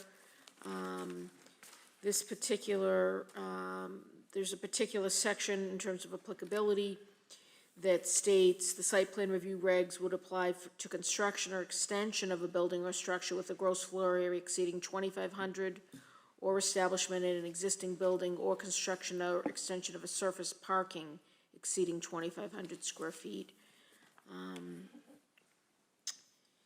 In terms of relationship to the building permit and occupancy permit, the proposed amendment includes a provision to establish an exemption period and threshold of applicability that reads, "This section shall apply as a precondition of the issuance of any building permit, provided that this ordinance amendment shall not apply to any application for a building permit filed prior to permit filed before the posting of the city council agenda of the original paper proposing such ordinance amendment." In terms of site plan submission criteria, the amendment requires submittal materials that are not provided by other site plan review regulations under the city ordinance. I've listed what those are here. Won't read them into the record. They're also part of the paper, which you have the text attached. Site plan review committee is 5 members, as the sponsor said: mayor, mayor's designee, president of the city council designee, ward council representing the property designee, executive director or designee of the Office of Strategic Planning and Economic Development, and 1 resident appointed by the mayor and confirmed by the council. There is reference in this section to the building commissioner determining the application requires variances, comments to the Board of Appeal.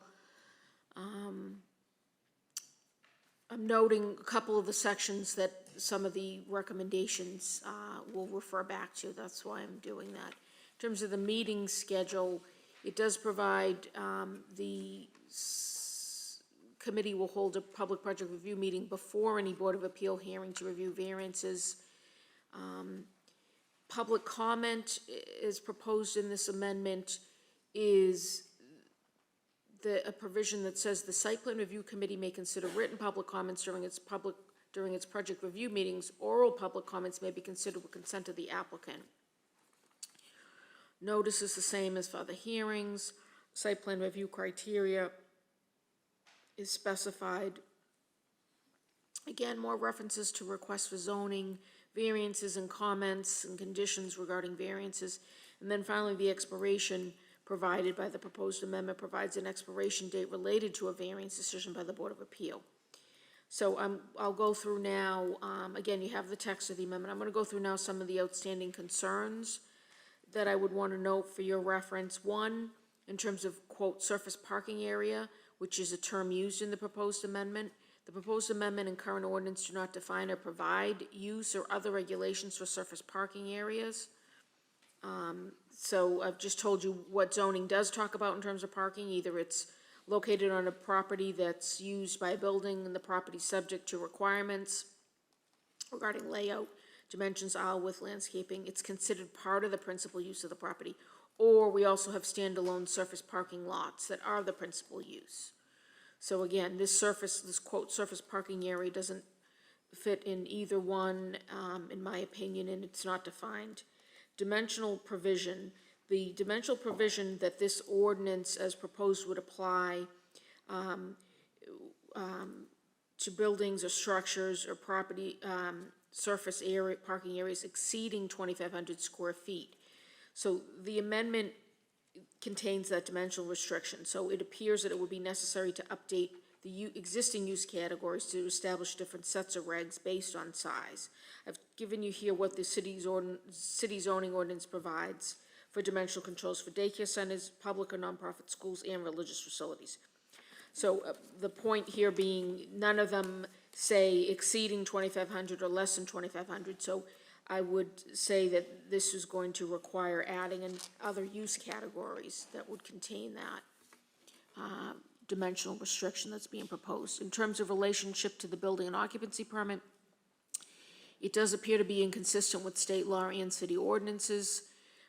In terms of using the date of the posting of the city council agenda on which the proposed amendment is filed as the exemption date, that's significantly earlier than the exemption period provided by state law, which states that the ordinance or amendment would not apply to a building or special permit issued before the first publication of notice of the public hearing on the ordinance. Also, the city historically extends the exemption to protect permits that are in the processing stage when publication occurs. They're not by statute protected, but typically the city interprets in consideration of the petitioner's good faith reliance on current regs that the amendments wouldn't apply to an application filed prior to the first publication of the notice of public hearing. So taking the date back to the date when the proposed amendment appears on the council would be an earlier date. Also, I want to note other site plan review regulations in the city ordinance for residential incentive overlays for Malden River, for the MBTA community zoning overlays, and for the Rose Quarry Reclamation Redevelopment District provide a different relationship to building and occupancy permit, which specifies the building inspector shall not issue a building permit unless and until a site plan review has been completed, and a letter with site plan conditions, if any, has been forwarded to the building inspector within the certain time frame noted. If the site plan review contains specific conditions, those conditions shall be conditions of the issuance of the building permit, among others the building inspector may require. And further, the building inspector shall not issue a final occupancy permit unless and until all site plan conditions as required have been implemented by the developer. So that provision that's in our other site plan review regs is not in this, and I'm recommending should be in that. In terms of the review, schedule, and public comment, I noted that the amendment proposes to regulate the format of which type of public comment may be considered. So written comment may be considered, but oral comment can't be considered unless consented to. That's inconsistent with the requirement for all of the public hearings and public project review meetings required under the city zoning ordinance. And then finally, expiration. The proposed amendment is inconsistent with the expiration provision and other site plan review regs of the city ordinance, which provide a site plan review approval will expire on the date that is 1 year from the date of notice of site plan approval to the building inspector, unless a building permit's been issued or unless otherwise specified by the committee. So that expiration date that's in the proposed amendment is tied to a Board of Appeal decision. So it's not consistent with our other expiration provisions for site plan review. In terms of statutory exemptions, we've heard a lot about this Mass General Laws, Chapter 48, Section 3, commonly known as the Dover Amendment.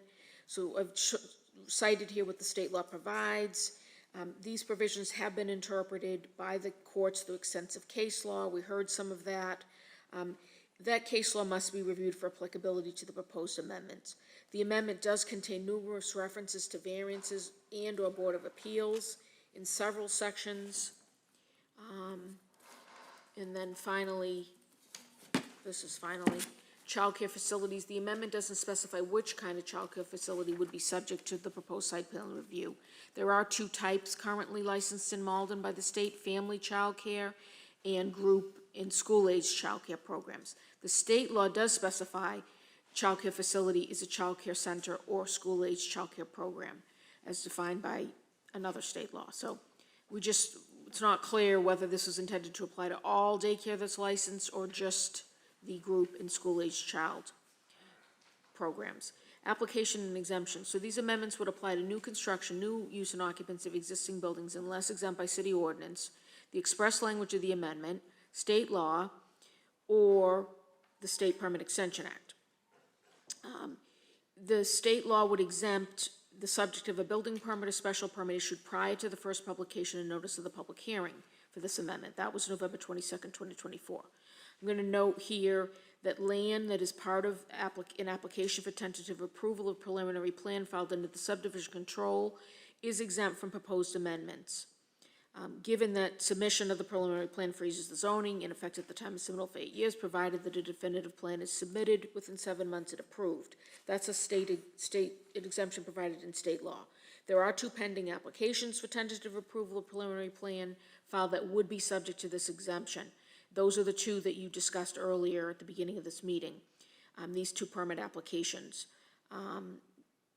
And I've already noted that part of the land in one of them is already the subject to an application filed to construct the nonprofit school gym that we heard about at 31 Granite Street. So there are 2 applications that would be subject to this exemption, which means they would be exempt from this new ordinance. from these amendments, if they're ordained. So the effective date is the date of the city council's vote to ordain the amendments. The council must act within 90 days after the public hearing closes, otherwise we need to do a new public hearing. Accordingly, if the hearing closes tonight, the final date for action is March 11th, 2025. The planning board's review and recommendations of the proposed zoning changes should be directed by substantive planning objectives, community need, and general welfare. This is before you to make an advisory recommendation to the city council. Your recommendation will be made in writing. It needs to be made within 21 days to the city council. The full city council will receive it. They can move forward and act on the zoning amendment, or they can refer the whole matter to ordinance committee for further discussion. Again, they'll have 90 days from the date this hearing closes to take final action. The full council, that is. So you're here to make an advisory recommendation. Our ordinance requires that you jointly hold the public hearing, so you're holding it with the ordinance committee. You're making the advisory recommendation. They are required to be here to listen to any public testimony. Do you have questions, or you want me to go ahead with the recommendation? Let me check. Does anyone in the ordinance committee have any questions? Councilor O'Malley. Thank you, Michelle Romero, for that. One of the questions that I did have is, the ordinance as written does say that it would apply to any application for a building permit filed before the posting of the city council agenda when this amendment was submitted. Do you know what that date is? The posting of the agenda? Correct. I'm not sure. I could find out. If you have Or another maybe- question, I can look that up while you're, Or maybe the petitioner of the, unless the sponsor knows when he filed it. I probably have it here somewhere, but.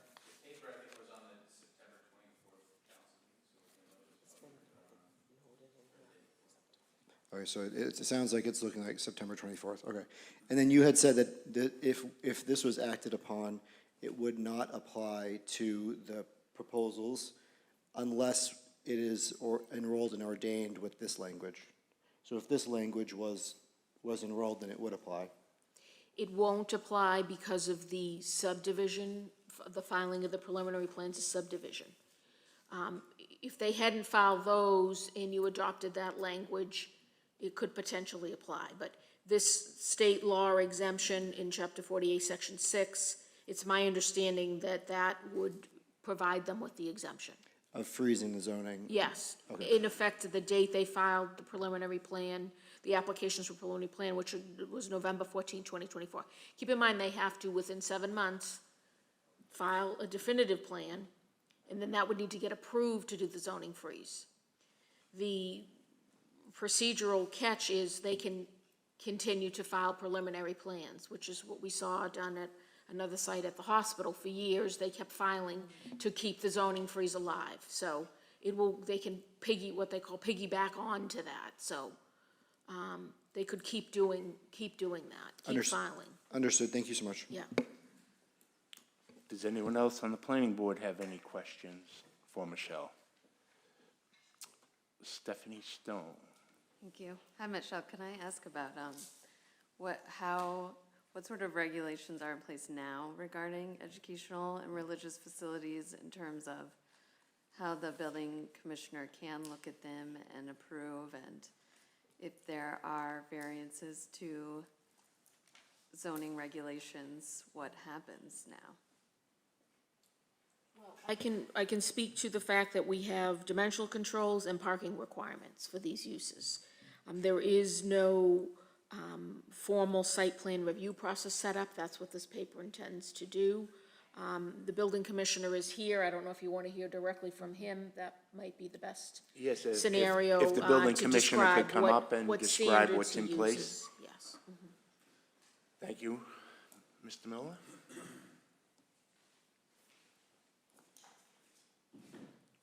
Good evening. I'm sorry, what's the question? Oh, could you describe now what happens when you get an application from an educational or religious institution that wants to do a new project that would require you to review their site plan? So as our current zoning is constructed, the uses for educational uses, religious and daycares have dimensional controls and parking regulations, just like every other use has.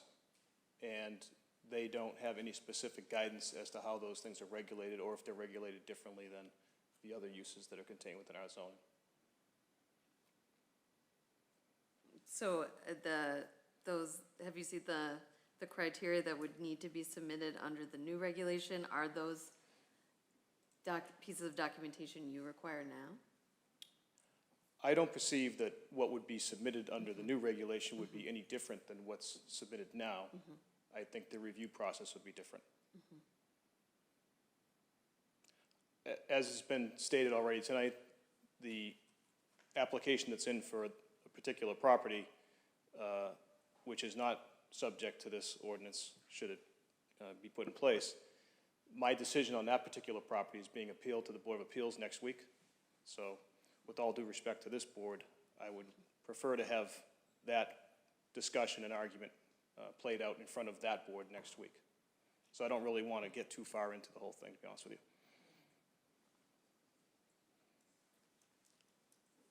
Are you all set, Stephanie, or? I was just curious about one more thing.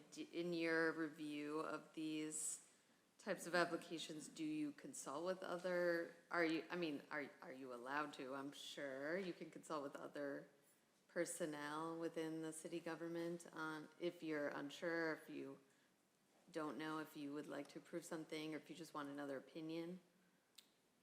Are you saying approving an application, or discussing my approach towards how something's supposed to be processed?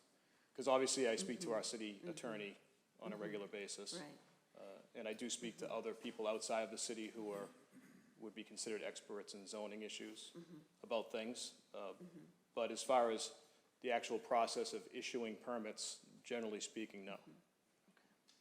So if there were, so it's one thing if it's a zoning regulation that you're trying to meet, and you're, checking legally if that is okay, versus if they do, I'm sure requesters specifically want variances, and they say, I need this variance. And then you have discretion to say, yes, I approve this variance or not? I don't have the discretion to approve variances. Only the Board of Appeals can provide variances. And 99% of our zoning is relatively cut and dry. We have uses, we have dimensional control tables, and we have parking regulations.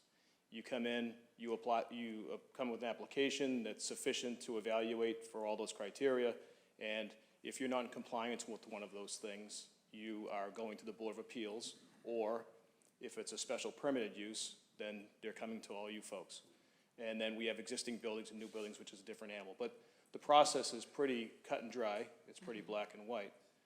These uses obviously are different. They're not handled in that same way through state law. So. Okay, thank you. Yep. Thank you, Mr. Miller. Eric McCush. Thank you, Mr. Chair. Has the city solicitor already had a chance to review the proposal that Council Winslow provided? I did forward it to her prior to this hearing, and so I believe she has seen it. She has not given a legal opinion or, any documentation of her review, if you will. Otherwise, I would be presenting that to you. Okay, thank you. Yeah. Thank you, Eric. And Eric Henry and Mr. Miller, I think Eric Henry might have a question for you. Thank you, Mr. Chair. I apologize about that. Mr. Miller, I tried. You mentioned something about measuring and the mechanism that your team has in place to measure certain things. So I was wondering, I heard this come up in spot zoning. What is the measure of what spot zoning is or is not?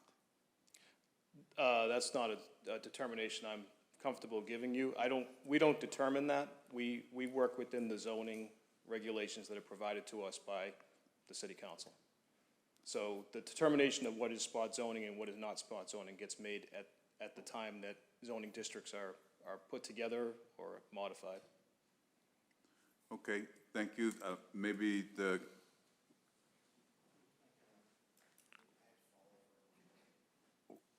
What's that? Eric? I was what are you wondering, if asking? giving the subcommittee an opportunity to maybe speak to what, how do we define spot zoning? Does anyone on the subcommittee want to, the ordinance committee want to take a stab at that? Counselor O'Malley? Yeah, this is not legal advice. But I was actually going to ask the building commissioner a separate question, but I will take a crack at this. So basically, if you're looking to change the zoning on a particular parcel, as like an island and not looking at it as like a block or as a zoning district, and you're looking to change it, whether positively or negatively, that is, I think, what spot zoning is. That doesn't mean that you can't regulate a type of uses that may only exist in certain parts of the city.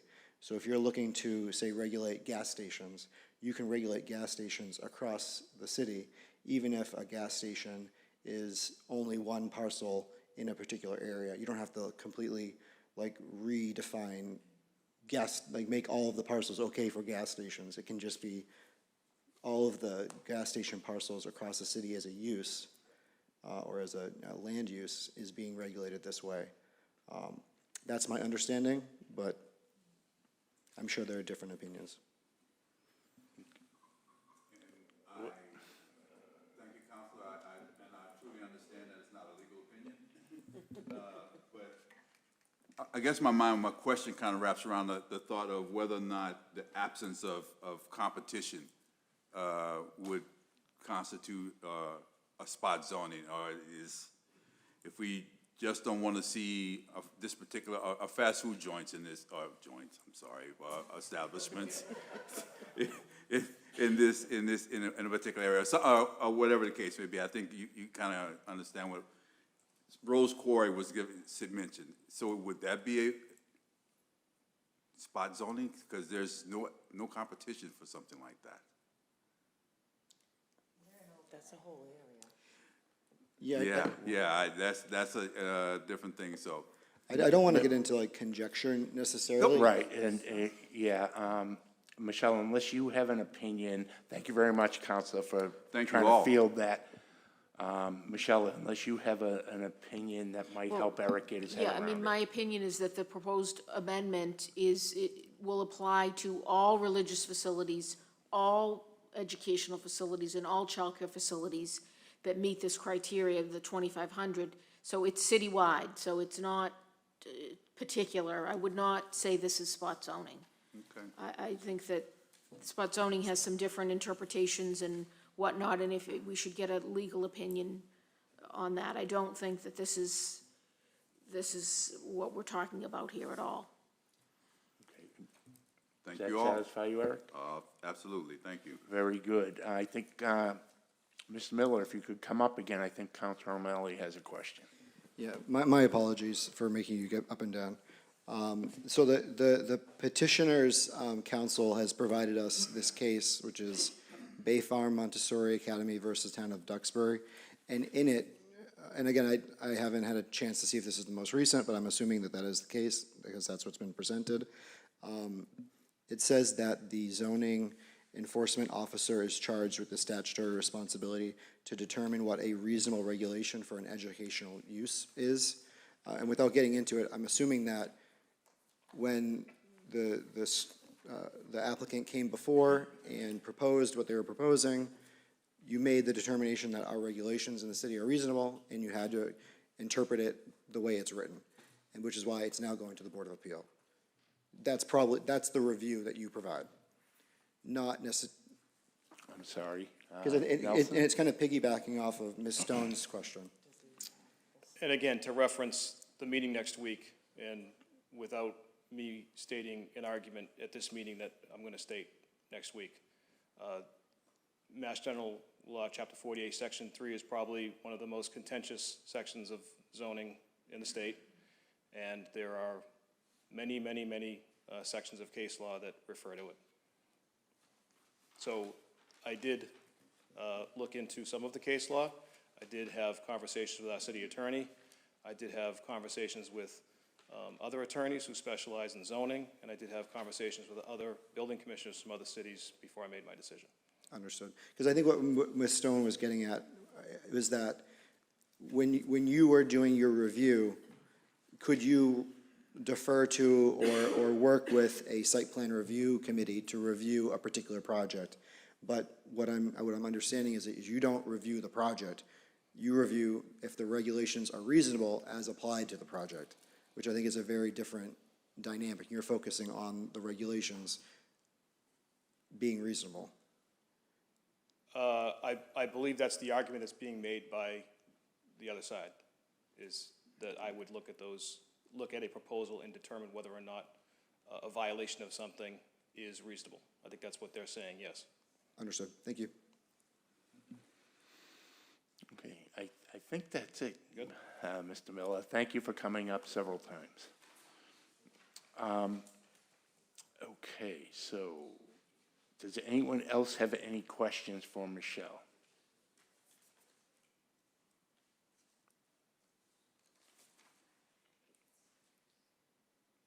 No? Michelle, do you want to read your recommendation? Yes, so the recommendation, which was prepared prior to public hearing, is that the planning board recommends to the city council, 1, obtain review of the proposed amendments by the city solicitor and opinion of the city solicitor regarding legality of the proposed amendments and consistency with Mass General Laws, Chapter 48, Section 3.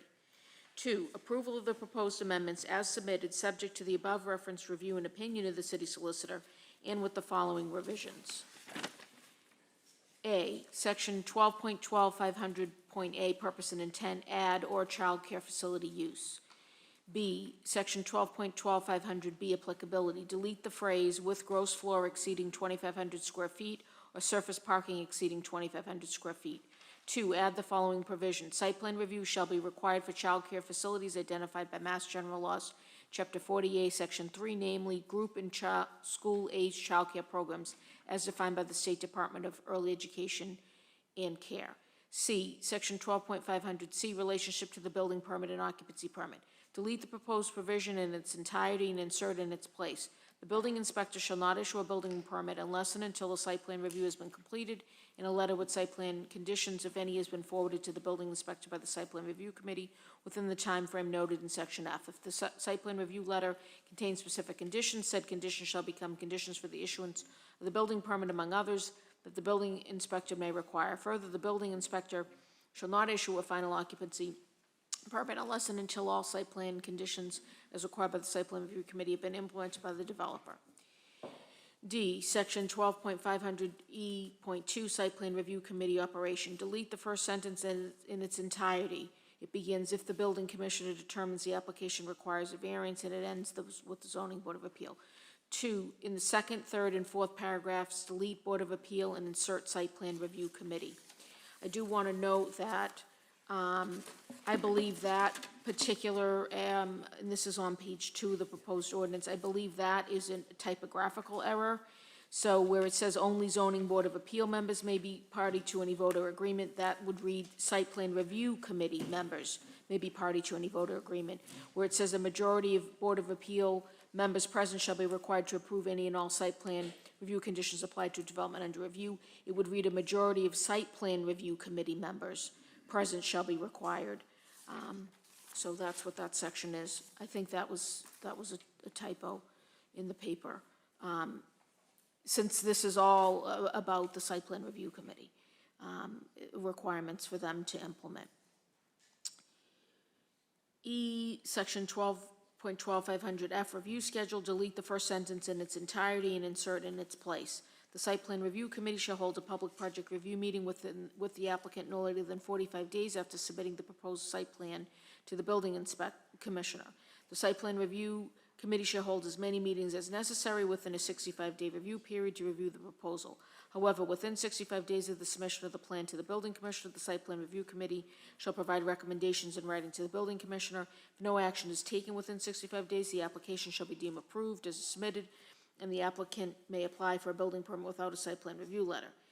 2, delete the second paragraph in its entirety, and 3, delete the last sentence in its entirety. F, Section 12.12500H, site plan review criteria.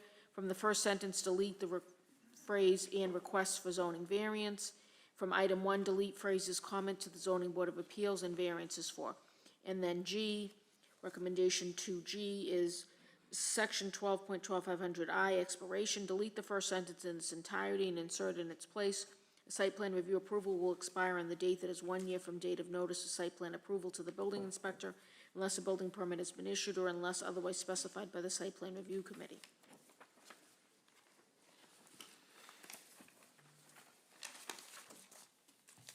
Okay, thank you very much, Michelle. Does anyone have any questions for Michelle?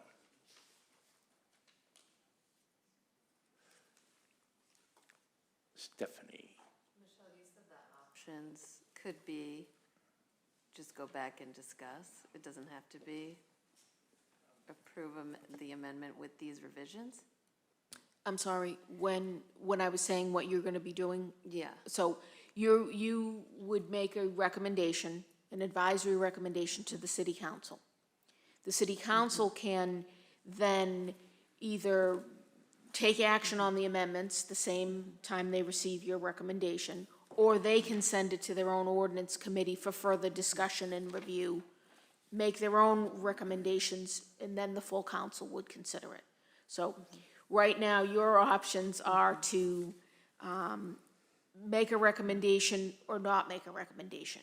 If you don't make a recommendation tonight, you need to convene within 21 days to make a recommendation. So, I would recommend you make a recommendation. Typically, you make a recommendation either to approve, to disapprove. Sometimes you recommend revisions, additional items for their consideration. I'm curious about the revisions that were recommended. Was the city solicitor involved in that? I met with the city solicitor briefly to go over more procedural, what the process was, that we were doing the planning, the hearing, et cetera, plus she was aware of that because she'd received the notice. She did receive a copy of this, so she's seen that. I don't have a written opinion on that. We did discuss the recommendation that I was going to make, that you recommend the city council get a legal opinion, her legal opinion, review it. No, all these recommendations for revisions are my own recommendations for revisions based on my knowledge of the ordinance, inconsistency with other sections, and they're based on these are just my recommendations. These aren't the city solicitor's recommendations. And again, these would only be recommendations for you to make to the council. Sometimes they adopt your recommendations, sometimes they don't adopt them. Okay. You all set? Yeah. Anyone else have anything? Eric Henry? Thank you, Mr. Chair, second time. Maybe if I can ask the subcommittee, what was the vote coming out of subcommittee on this? Was a vote taken on this already?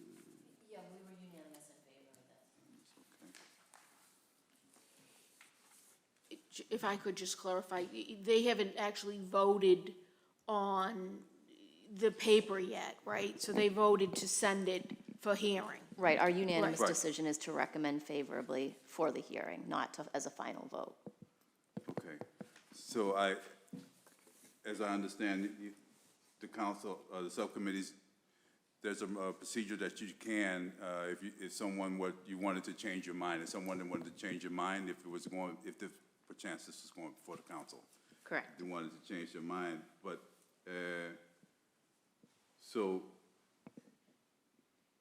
maybe there's an opportunity here for, as an option, we said we can recommend that you do it or you not approve, or you can give them an opportunity to send it back for the solicitor to.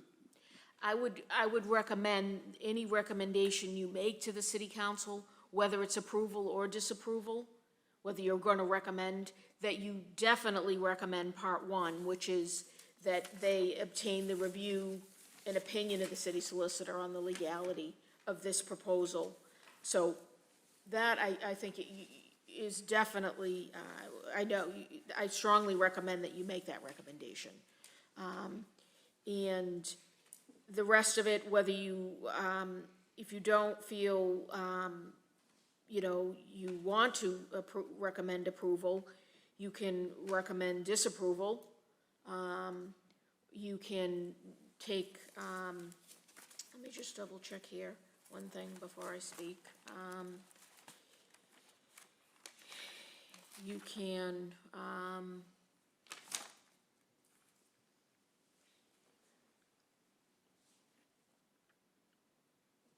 you don't have to make a report or recommendation. However, the council can't vote to adopt or reject the amendment until after the planning board submitted its report with recommendations, or 21 days have elapsed after the hearing without submission of report or recommendations. So that would be your other option. If you take no action or make no recommendation, I would just notify the city council that you held the public hearing in accordance with ordinance and that you make no recommendation. They still then would have to wait the 21 days before they could take action, just in case you decide to reconvene Thank and you. make a recommendation. Understood, I think. Thank you. Okay, anyone else have any questions for Michelle?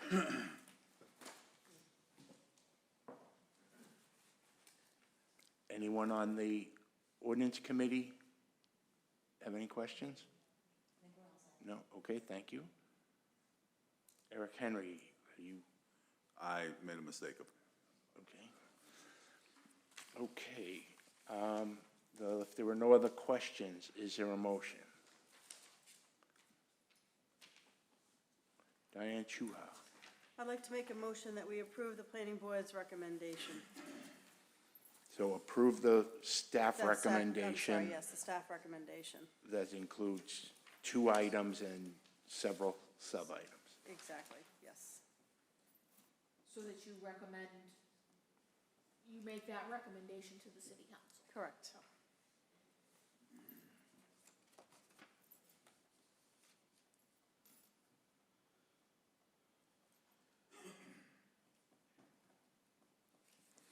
Okay, let me see if I can get ahead of it. Nobody seconded it yet. Oh, is there a second for that? Oh, I'm sorry, Eric McCush. Thank you. I will second Diane's motion. Thank you, Eric. Thank you, Diane. Let's see, Diane.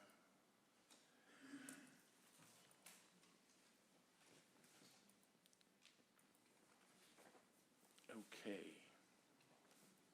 Diane Chuha, Yes. Tawadej Gebrselassie, Yes.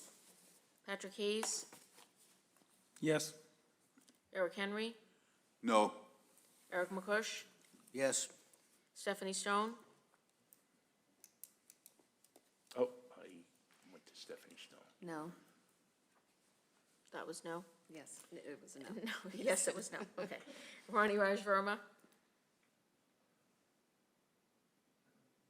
Oh, again, I made the same mistake. No. Chuck Ioven, Yes.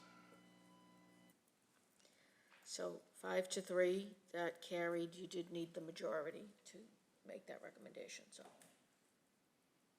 So we're all yes. set. The recommendation will be made.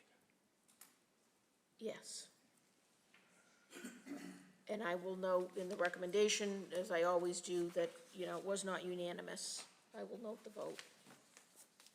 Okay. Well, thank you very much.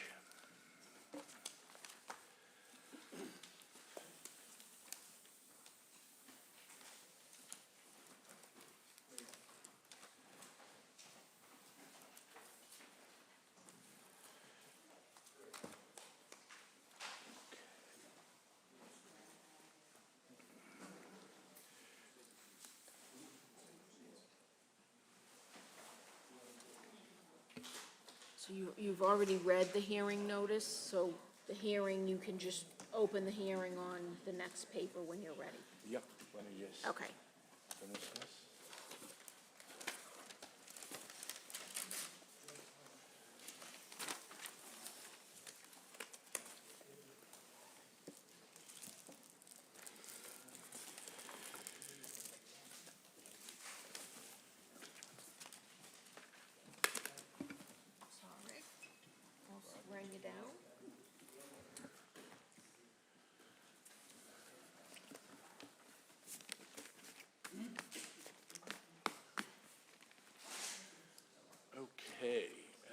Ken Antonucci's there, good. Yeah, he should be able to come back. Yes. Let the record reflect that at 8:43, Ken Antonucci joined the meeting.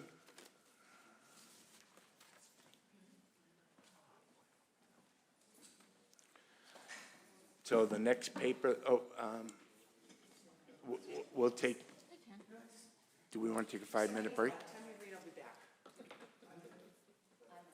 Okay, well, at this moment, at 8:43, we're going to take a 5-minute recess to allow people to stretch their legs and do whatever it is they do.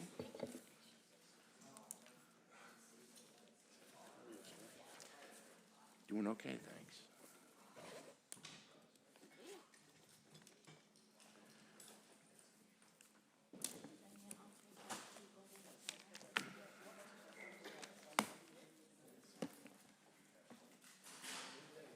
So the one we're on now is 376. That's all the charter school stuff.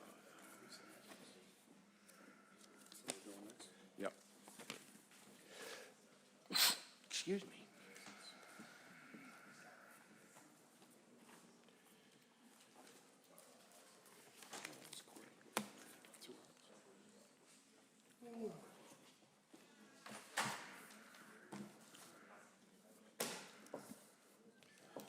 Is this my stuff? Or where was mine? Oh, I put it over here.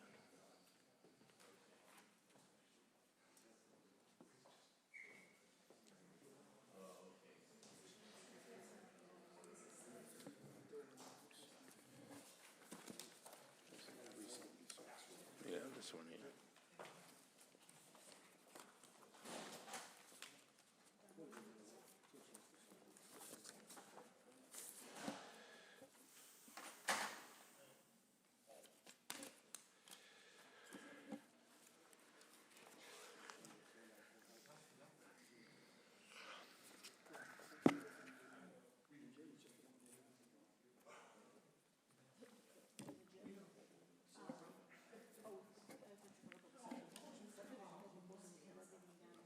What's that?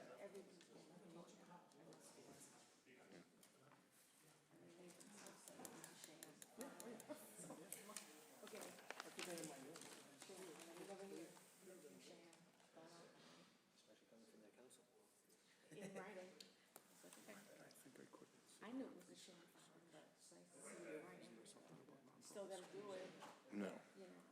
This is cleaning up administrative stuff, I thought. The one that included the schools was 356, and then 17 Columbia, and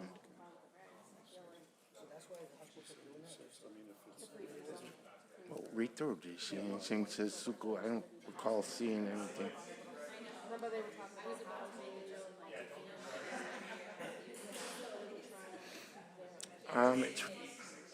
Let me ask Michelle, but I don't believe so.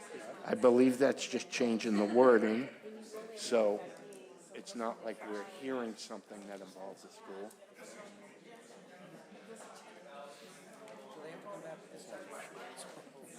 Oh, right, either they can do the right plan.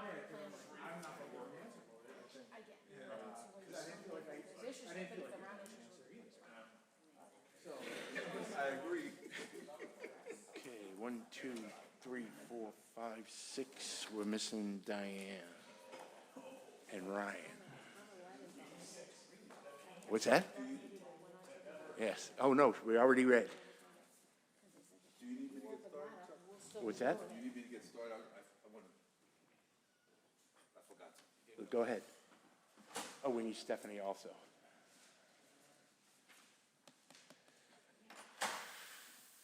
We were talking about the I didn't want sham. anybody to think I was being disrespectful to the board, but I don't want to lay my case out, you know, for next week. That's why I wasn't answering anything, because it's I'm not. glad you came up and were willing to come up and back. Yeah, We'll see what happens no, next no, week. absolutely. No, That'll be interesting too. no problem. Thank you. What's that? I'm gonna give Rob a copy of that, because I never signed it. Okay.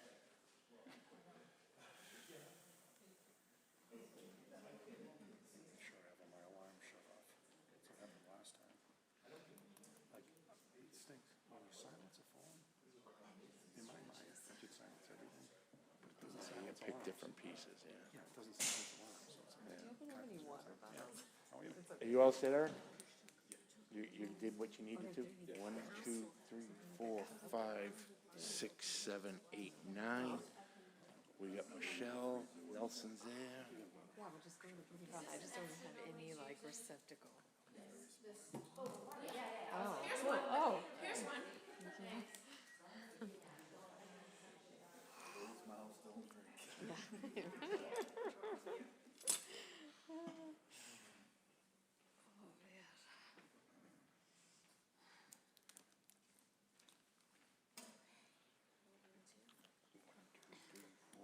Six, seven, eight, 9. Counselor O'Malley's back, so, and he's perfect, right on time, 8:48. Okay, so the next item we're going to take up is City Council Paper 376/2024. Counselor Linehan, who would like to speak to the paper? I can summarize. So as Chair of Ordinance, this is a paper that we've moved through committee on behalf of the city planner and the building commissioner.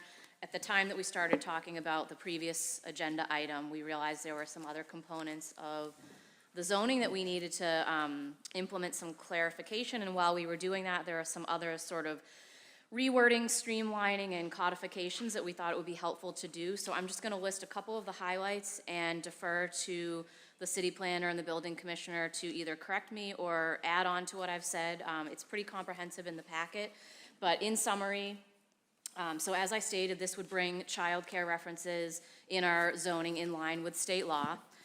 It also would add clearer phrasing regarding multifamily zoning heights. It would allow certain dormer additions without needing a special permit. It also states that structural changes in the business and industrial zoning districts would not need a special permit if the building size is essentially unchanged. It further clarifies when certain nonconformities would extinguish, for abandoned properties. It reorders some parking references for clarity affecting the central business district, clarifies our special permit granting process wording, and then removes some references to the Malden Redevelopment Authority, which of course is now OSPCD. So that's just a high-level summary, and again, having filed this on behalf of the city planner and building commissioner, I would leave it to them to clarify or add to what I've said for purposes of discussion. Thank you. Michelle, do you have anything you'd like to add? No, I mean, I can answer any questions about the specifics. As Council Linehan said, a lot of it is clarifying existing provisions so that the language actually reflects how we're interpreting it, how we've been interpreting it. That's probably the case for the majority. As she mentioned, codifying, so current and historical protocol interpretation, how we're interpreting these provisions. There are a couple, as Council Linehan mentioned, that I would call streamlined permitting. So in terms of streamlining, meaning not requiring special permits for certain structural changes. So new uses, change of use is still going to be require a special permit. But for example, this reconstruction of a three-family, there's some missing language in the current provision, and so we've tried to clarify that. Also, you mentioned the daycares, eliminating the special permit requirement for certain proposals in the business districts. Again, so if the size of the building isn't being increased, is not going to trigger a special permit. So interior and structural changes will no longer need to go through that special permit process. The other one I was just going to note was the abandonment provision right now, actually, it does have a duplicative process for administrative appeals, so it has, the way the ordinance reads now is petitions are sent to Board of Appeal for determinations, when the building commissioner is already making the determination, and if need be, they can go to the Board of Appeal, so it's clarifying that. The other one, I did want to note this is one of the more substantive changes, but it's required by state law, so we need to do it, which is updating the ordinance to be consistent with the voting threshold for certain types of special permits. This board has seen a couple of those where there's affordable housing involved or within proximity to the T station. It's now a simple majority. That's a summary of the types of special permits. There are some other requirements as well. But the state laws already changed, so we wanted to make sure our ordinance, and we're bound by it, so we just want to make sure our ordinance reflects that. And then, I think that's it. The references, as Council Lynn had made, removing references to Malden Redevelopment Authority. There does still exist a Redevelopment Authority Board. We don't want there to be any confusion with who, we're intending to serve on these committees, zoning committees, essentially. So it's Office of Strategic and Planning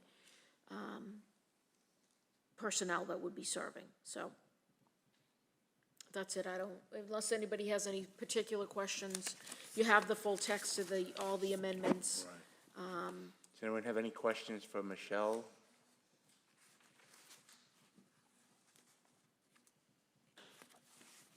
No, it seemed to be pretty straightforward and well detailed in the paper and in the staff report. So if there are no more questions and no one else wants to add any comments, I'll ask if there is anyone that would like to speak in favor of this council paper. Anyone to speak in favor? For council paper, City Council Paper 376/2024.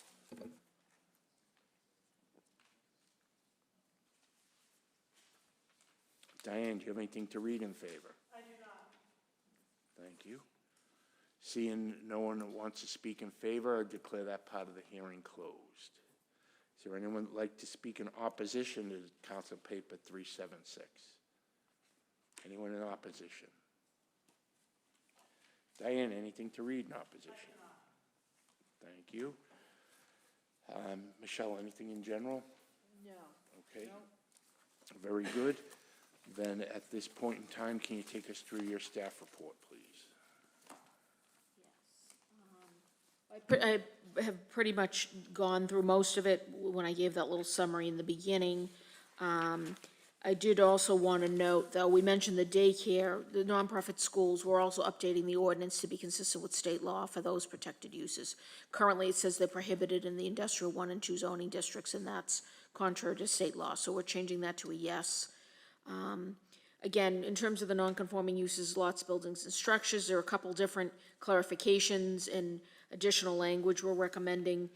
If anybody has any questions, I'm not going to read that into the record again. This is the planning report and recommendation dated December 11, 2024, which is incorporated herein by reference to the record. I do want to note, none of these regs that we're talking about in terms of the pre-existing non-conforming in residence A, B, and C apply to single and two-family dwellings, so anything other than that. I think, like I said, I've given the highlights, Council Linehan gave most of the other highlights, so this is really just summarizing everything. One of them that we did not include, which we'll include in the next round when we get to it, of amendments that are proposed, is the state also changed the voting threshold for certain types of zoning amendments. Again, that's in effect whether we change our ordinance or we don't, but I would recommend that we update the ordinance. So we'll do that next time because that was something I missed in this list. Okay. Application and exemptions, the amendments will apply to new construction, new occupancy of existing buildings unless exempt by city ordinance, the express language of the amendment or state law, which exempts the subject of a building permit, a special permit issued before the first publication of notice of the public hearing. We also heard about the exemptions that are provided under subdivision, for subdivision plans. Those are also in that same state law. I didn't list them out, but those are also part of the 40A Section 6 exemptions.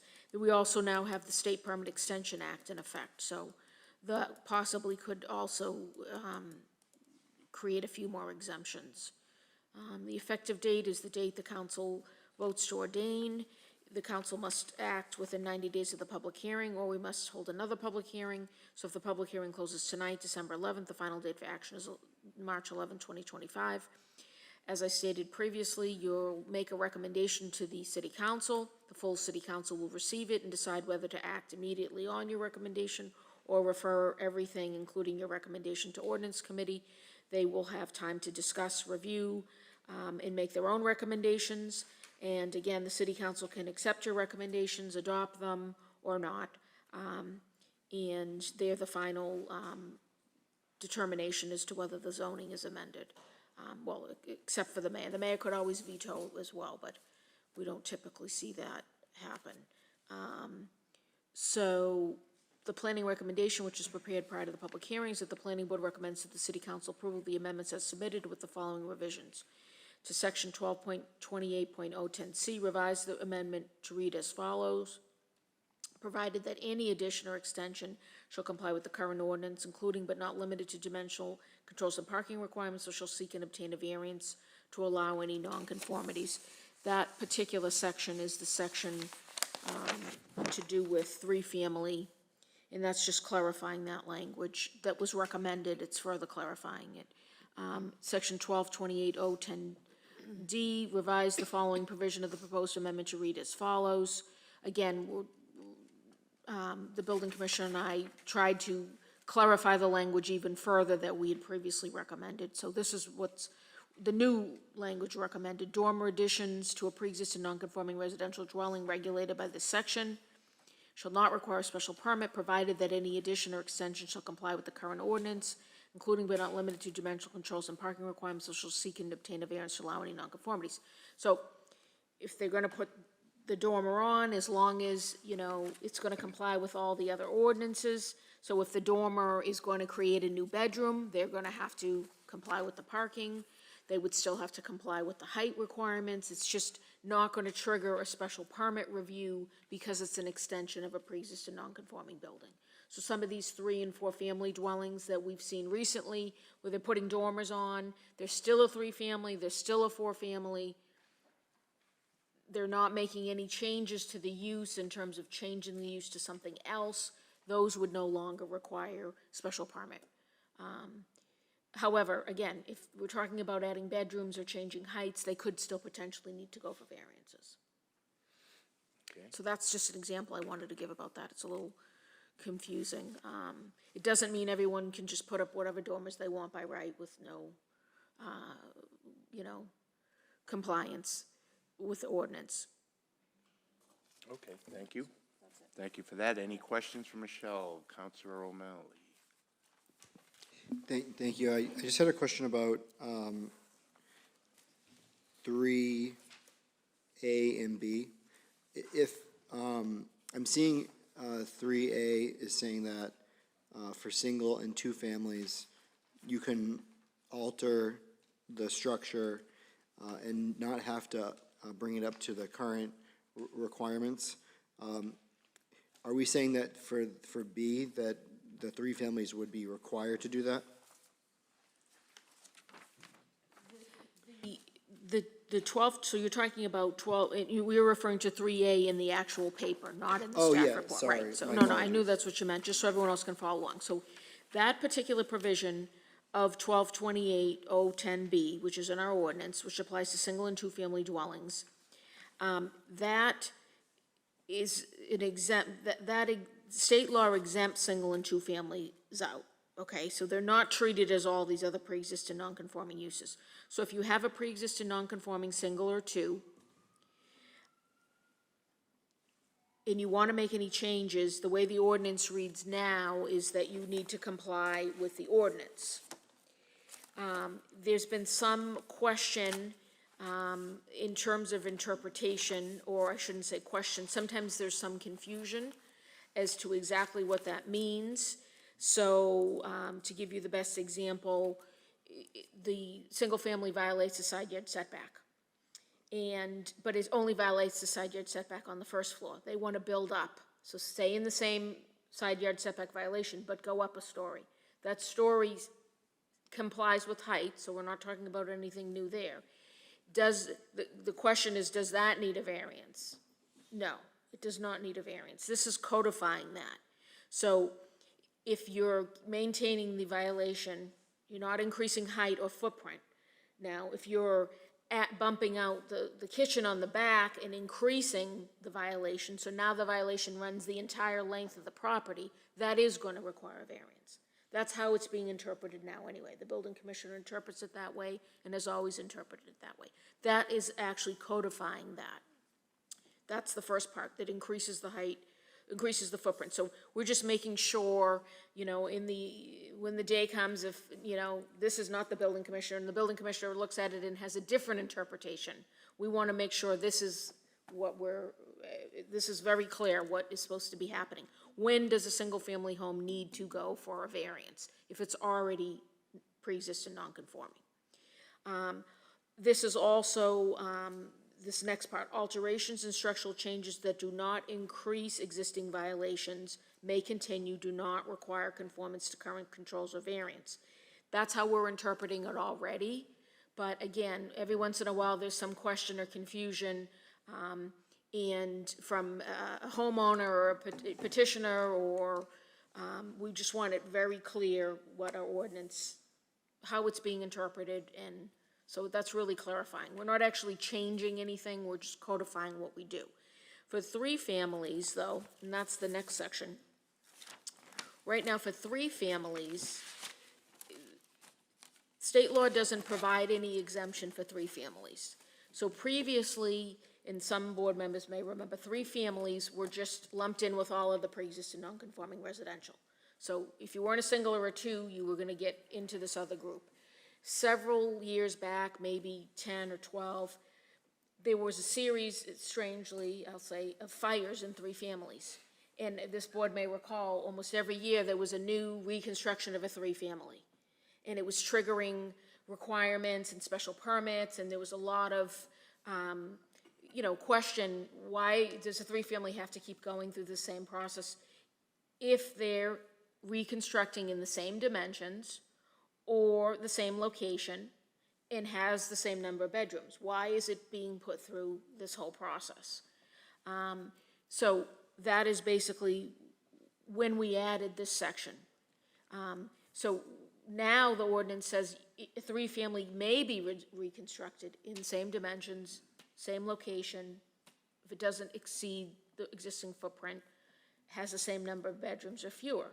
So that created that exemption for these 3 families. So if there's a 3-family that burns down or somebody tears it down, wants to rebuild, as long as they meet those, they don't need to come through the process.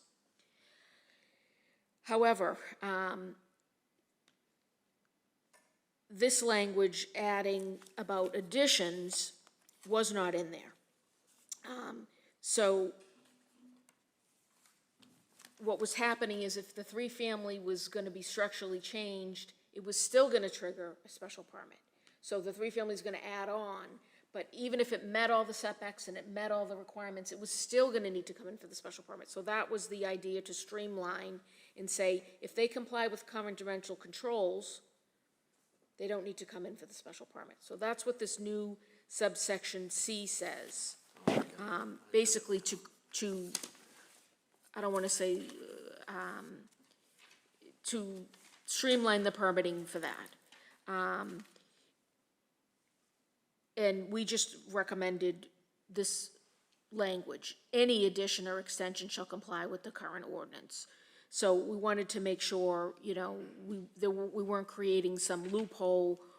The first provision, part of the provision saying you don't need a special permit, but then the second part saying you do need to go for variances. So we were just trying to clean that up. So I don't know if that's helped you or confused you more. Well, I think that it seems more than it is, I think. I think that your example of a 1 or 2 family going from an existing nonconformity and extending up, but not encroaching any further, That made perfect sense to me. And that is allowed under the first part. But it sounds like for a three-family, if they were to do something similar, they would not get that same benefit, right? They would have to eliminate the nonconformity No, or get a variance. no, because what this provision is saying, any addition or extension shall comply with the current ordinance, including but not limited to dimensional controls and parking requirements. So they can, no, it's, the increase in height is not, if it's still within the dimensional controls, it's not a new violation, is what it comes down to. Well, we have a pre-existing non-conforming three-family that is too close to their neighbor. They want to extend up a floor in the same footprint. Does the additional floor have to comply with the dimensional control? Or are we saying it does not have to comply with the dimensional? It has to comply with the current, so it would have to comply with the height. But it wouldn't have to, Not with the setback? no, no. So what you're suggesting, Counselor, is I think what you're suggesting is, should we include similar language? You know, increase in footprint that doesn't increase the footprint of the height. You know, that's not in this provision. And I think that's what you're asking, is why is it not in that why, yeah. I was just because you gave the example of going up. And like, I know that I just wasn't sure if like that additional floor would have had to been like built in farther. But you know what I mean? Yeah. I think that was the confusion. Yeah, I mean, we might want to recommend that they add that language in there, because as you're asking, it's not, so they could go up the story as long as they're still within the height. At the existing nonconformity. Right, but it doesn't say, it's saying any addition shall comply with current dimensional controls. Or existing nonconformity. Yeah, that's what, I think that's the intent, but the way I was reading this is that they Yeah. had to comply with the current.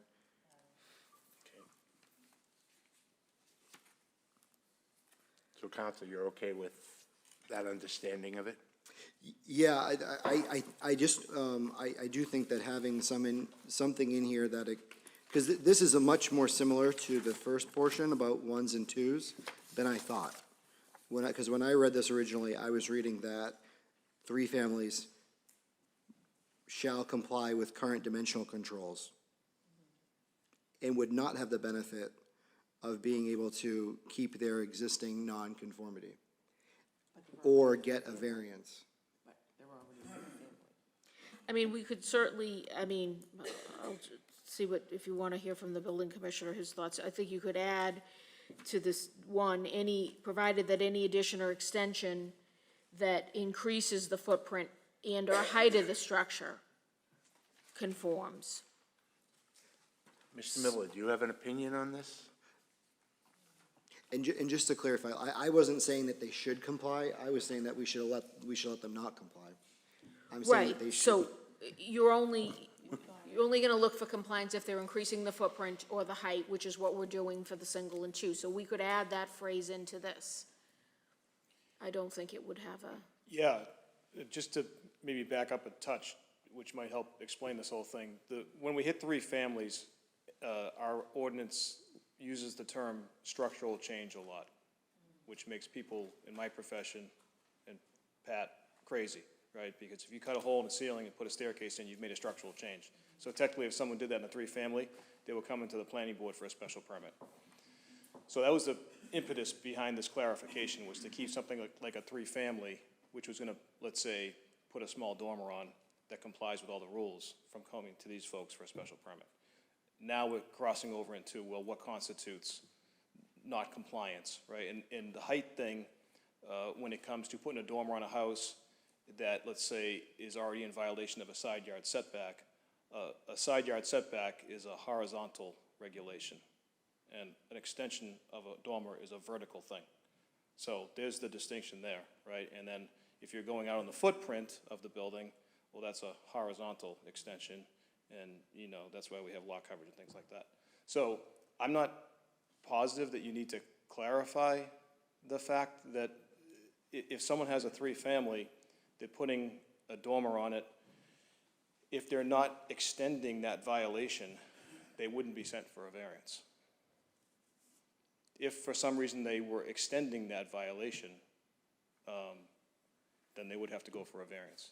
And they certainly wouldn't have to come to the planning board. And then ones and twos, as Michelle said, are their own thing.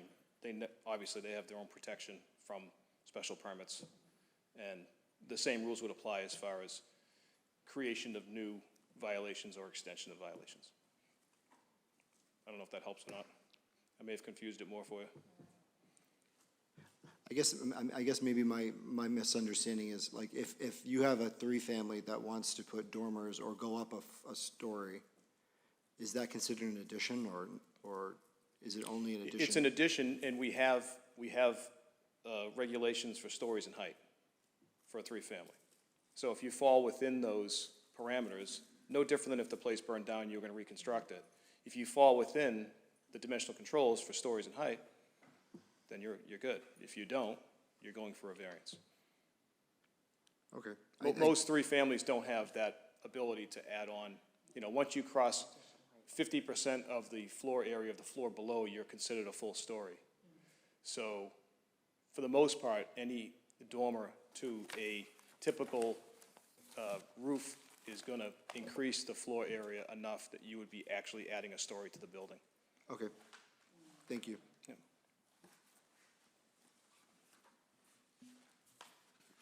You all set, Counselor? Okay. Thank you, Mr. Miller. Any other questions for Michelle?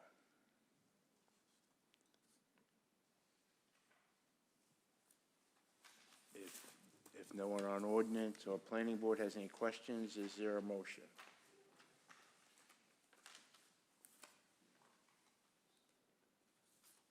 Ken Antonucci. Mr. Chairman, I'd like to make a motion that the planning board recommends approval of the amendments to the city council per recommendation of planner. Okay, so we will make a the motion is to make a recommendation in favor based on the recommendation of staff. So those are to recommend approval with the revisions that are listed there. Okay. Yes. Eric McCush. I'll second that motion. Very good. Now, let me see who I need to mess with. Okay, go ahead, Michelle. Ken Antonucci, Yes. Diane Chuha, Yes. Tawadas Gabrasalasi. Yes. Patrick Hayes, Yes. Eric Henry, Yes. Eric McCush, Yes. Stephanie Stone, Hold on a second. Yes. Ronnie Raj Verma, Yes. Chuck Ioven. Yes. So you will recommend, I will recommend approval to the city council.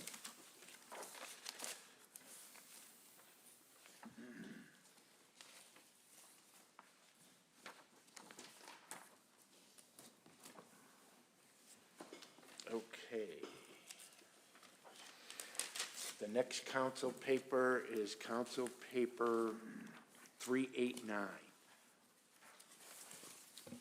Let me-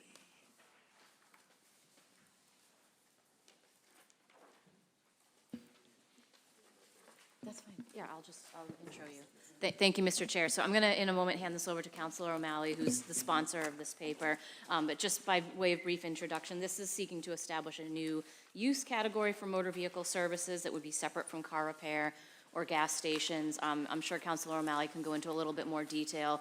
After we discuss this one, there is another related item on the agenda, and then we do have a paper still in our committee that would go into further detail on things like hours of operation for some of these uses if we do get to that point. So that's just a little bit of the process that we've undergone to get to this point, and I'll hand it over to Councilor O'Malley. Thank you very much. Honorable members of the planning board, thank you for this long night. I apologize. I'll try to keep this as brief as possible. So this paper is sponsored by myself, Councilor Linehan, Councilor Winslow, Counselor Sika, and counselors at large, Cologne Hayes and McDonald. And it came up because we realized that in our zoning, we have uses that are defined sometimes generically. So we have retail services, we have retail sales, which are kind of like, amalgamous, like what does that mean? And we also have some specific uses that are defined, convenience store maybe, or we could talk about an educational use or a religious use.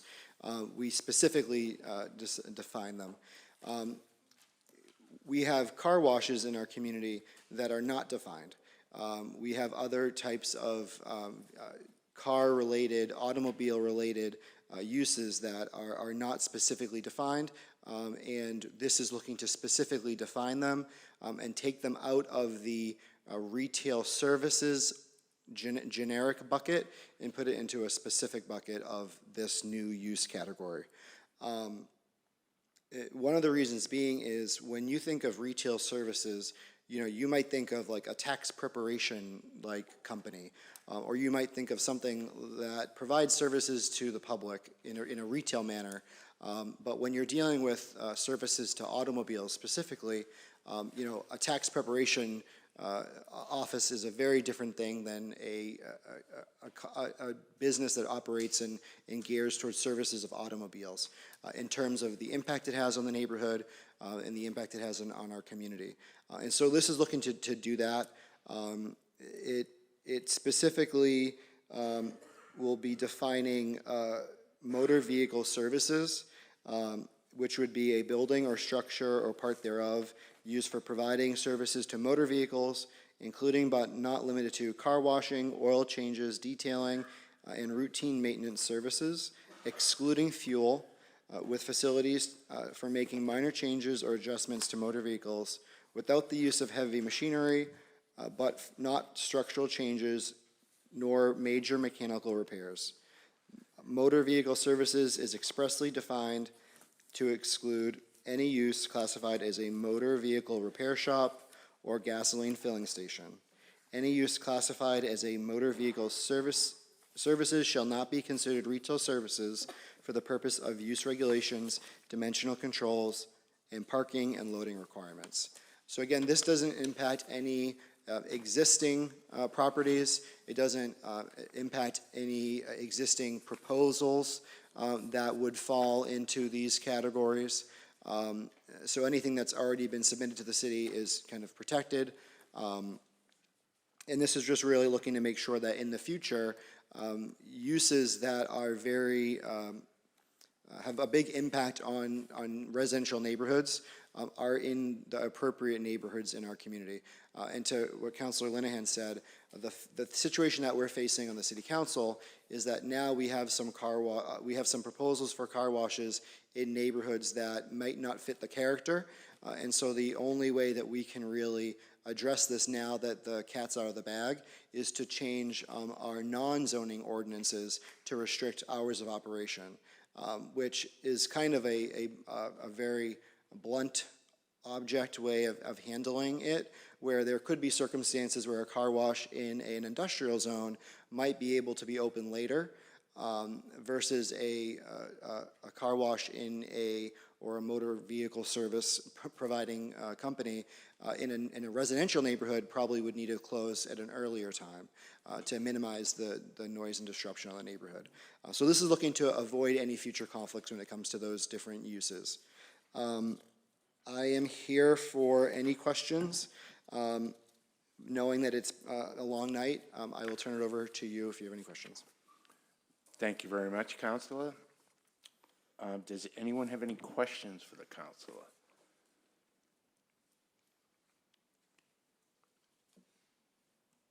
I read through the paper. It seemed pretty straightforward, and I think the city's evolving, and the commercial makeup is evolving. That it seems like now is an appropriate time to have a distinction like this.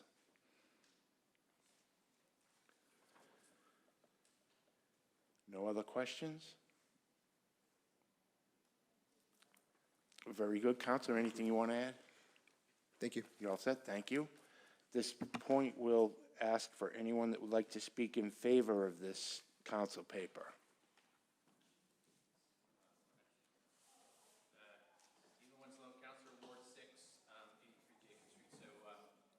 Sponsor of this.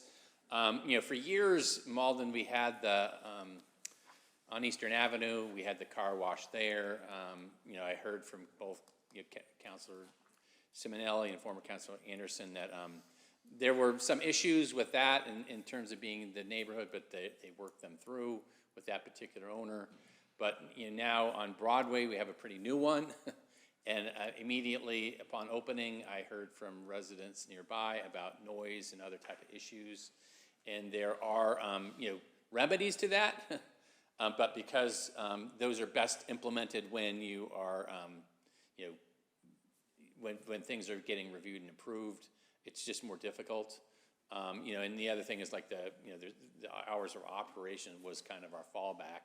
But as we looked at our zoning laws and that type of thing, as Councilor Malley pointed out, it was hard to really see where car washes fell. There's certainly more intense use than like AutoZone or something like that.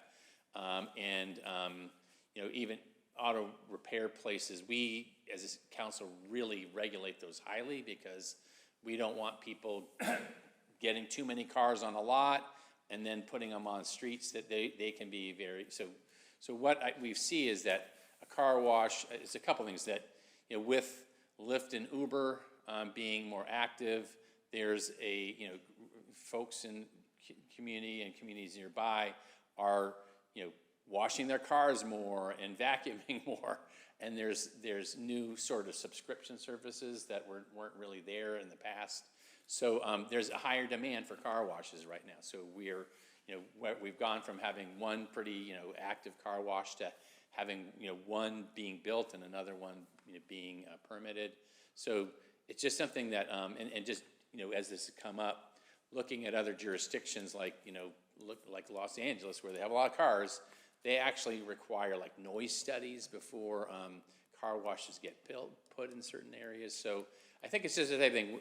We're just trying to put ourselves in a position where, we know people in the community, they have a livelihood tied to this, or there's a need for this service, but it's also, in the right, we need to be more thoughtful about how, if we're gonna have more of these, or whether we should have more of these, that we are making sure that the latest noise suppression techniques are done. I mean, if you notice the one on Eastern Avenue, their dryers are contained in the building. They're not quite as well contained as the one on Broadway, and that's why I get some complaints.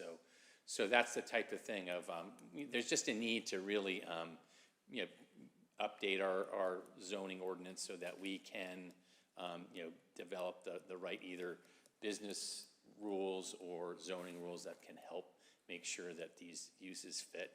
That it is a service for this community, but it's also one that's, because it can create noise, create traffic, and it is, we know, 95% of our business uses are very near residential properties. So that's, I speak in support of it, and that way we can, work with the businesses and the residents to make sure that we're creating that right balance between a needed service and the disruption to a neighborhood. So thank you very much. Great. Thank you, Councilor. Is there anyone else who would like to speak in favor? Diane, anything to read in favor? I do not. Very good, thank you. In that case, I'll declare that part of the hearing closed. Anyone who would like to speak in opposition?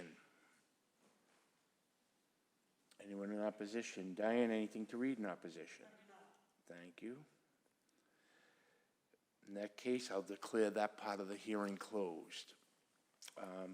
Michelle, will you take us through your staff report, please? Yes, this is the report and recommendation dated December 11th, 2024.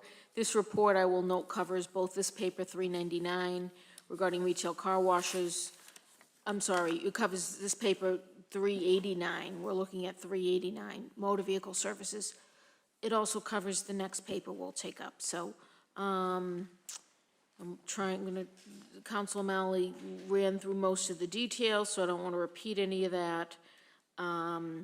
The proposal is that the use would be allowed by special permit in highway, business, and industrial 1 and zoning districts. The proposal is for the planning board to be the special permit granting authority. Dimensional controls are proposed to be the same as for gasoline filling and service stations.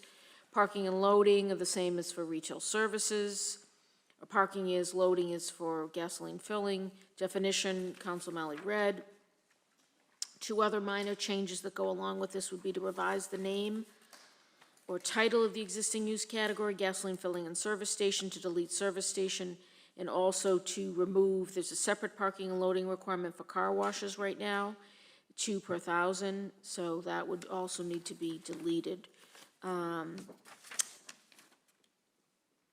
Application and exemptions, the amendments would apply to new construction, new occupancy, or use of existing buildings unless exempt by city ordinance, the express language of the amendment or state law, or the State Permit Extension Act.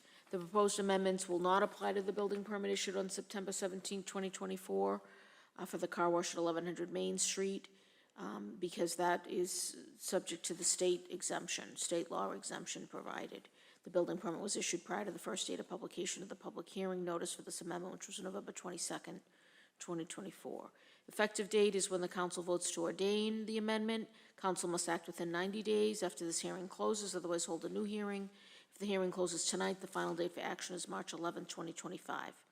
The planning recommendation prepared prior to public hearing is that the planning board recommend to the city council approval of the amendments as submitted with the following revisions. 1, for section 1212.030, delete SP and insert yes. And for B, under section 1220.010, add and exclusive lineup area of 9 by 180 feet. So this is, this recommendation is that it not be required, a special permit not be required, that be allowed by right. They still would need to comply with dimensional and parking regs. And the addition to the parking reg is adding the exclusive lineup area of 9 by 180 feet, which is what's already in the parking and loading for car wash, which we are proposing to delete. So I think that should be carried over to the new one.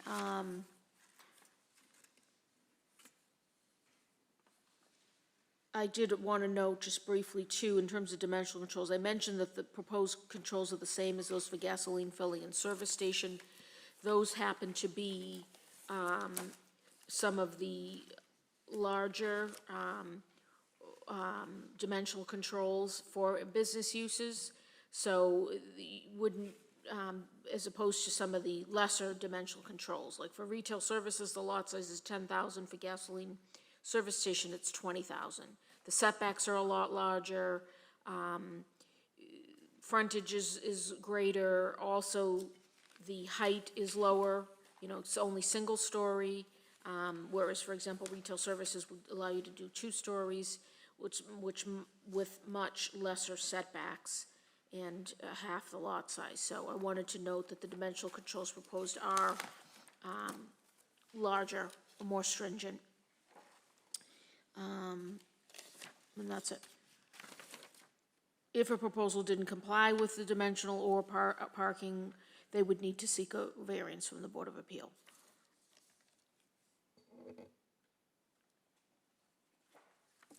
Thank you, Michelle. Does anyone have any questions for Michelle?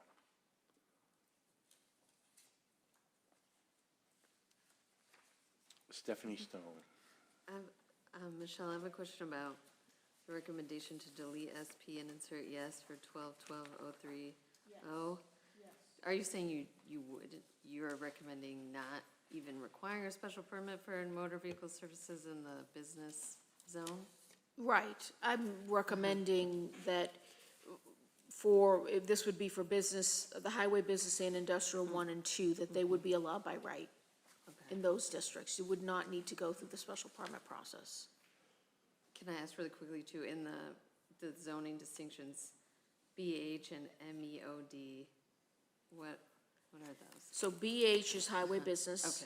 Okay. MEOD doesn't apply. That is the marijuana establishment overlay district. So this is industrial 1 and 2, and highway business is where it would be allowed by right. Everywhere else, it would be prohibited. Thank Anyone else have any questions? If there are no questions, is there a motion? Ken Antonucci. Mr. Chairman, I'd like to make a recommendation in favor of the proposed amendments per recommendation of the planning staff. Okay, so Ken's made a motion to, the recommendation of staff with the changes. Is there a second? Eric Henry. Thank you, Mr. Chair. I can second that motion. Eric Henry seconds it. Okay, let me.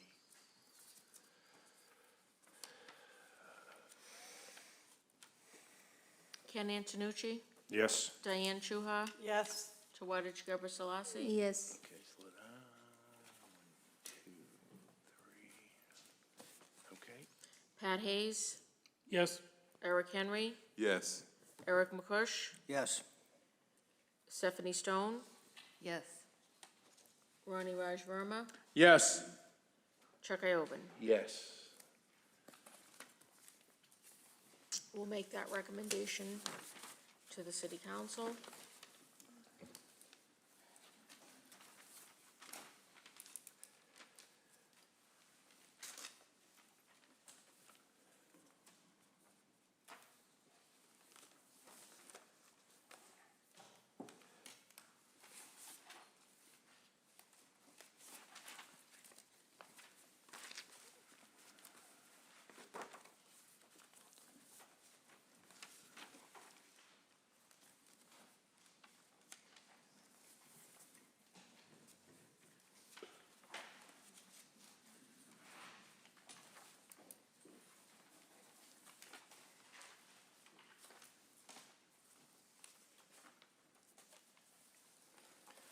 Okay, the next item on the agenda is Council Paper 399 slash 2024. Councilor O'Malley. Thank you. So this is similar and maybe even redundant now that we have just acted upon that paper. This was kind of sent just in case the last paper was not successful, but it did kind of bring up a couple questions that I would like to pose to the city planner for clarification for the ordinance committee. So as mentioned earlier, car washes or retail car washes are not currently defined in our ordinances, and as we were looking to regulate the hours of operation, the ordinance committee was kind of got caught into a loop of are we able to regulate the hours of operation of something that is not defined as a use in our zoning ordinance? My gut is saying yes, we can do that. Because not everything that we have in our community is specifically defined. But this was the main reason why we put this forward is we did want to be able to control the hours of operation of a retail car wash specifically. And we wanted to make sure that if that's something that we need to do we need to first define it in the zoning ordinance, or could we define a retail car wash in the non-zoning ordinance? I didn't have a particularly good answer, but that is one of the reasons why we have this up here today.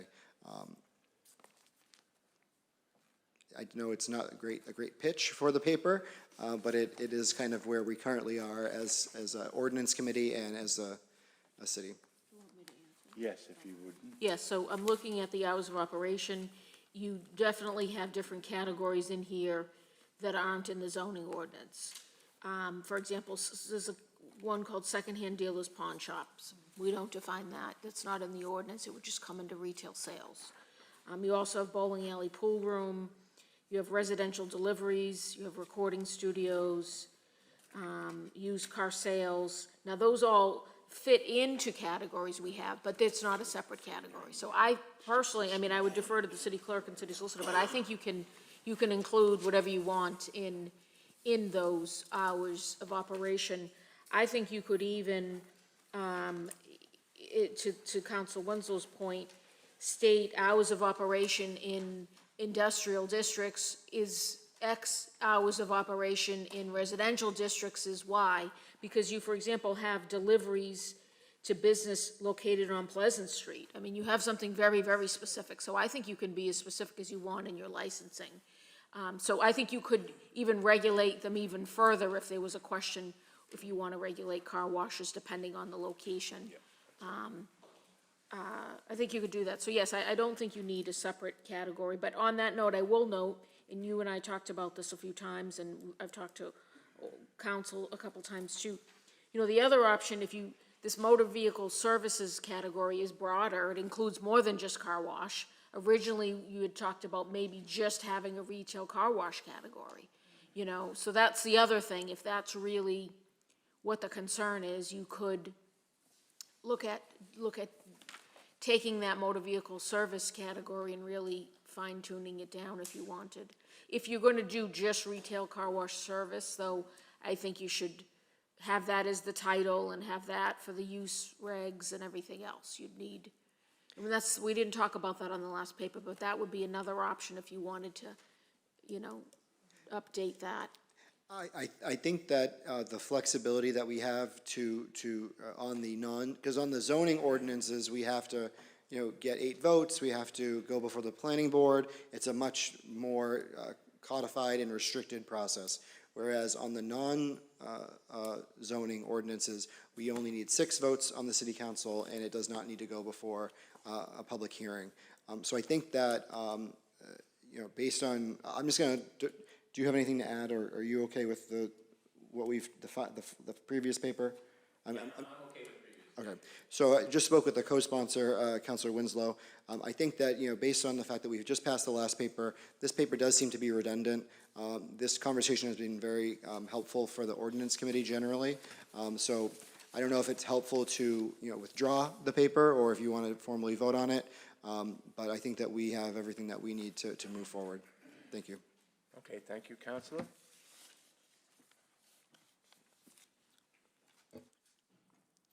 Based on that, we'll finish the hearing and ask if there's anyone who'd like to speak in favor.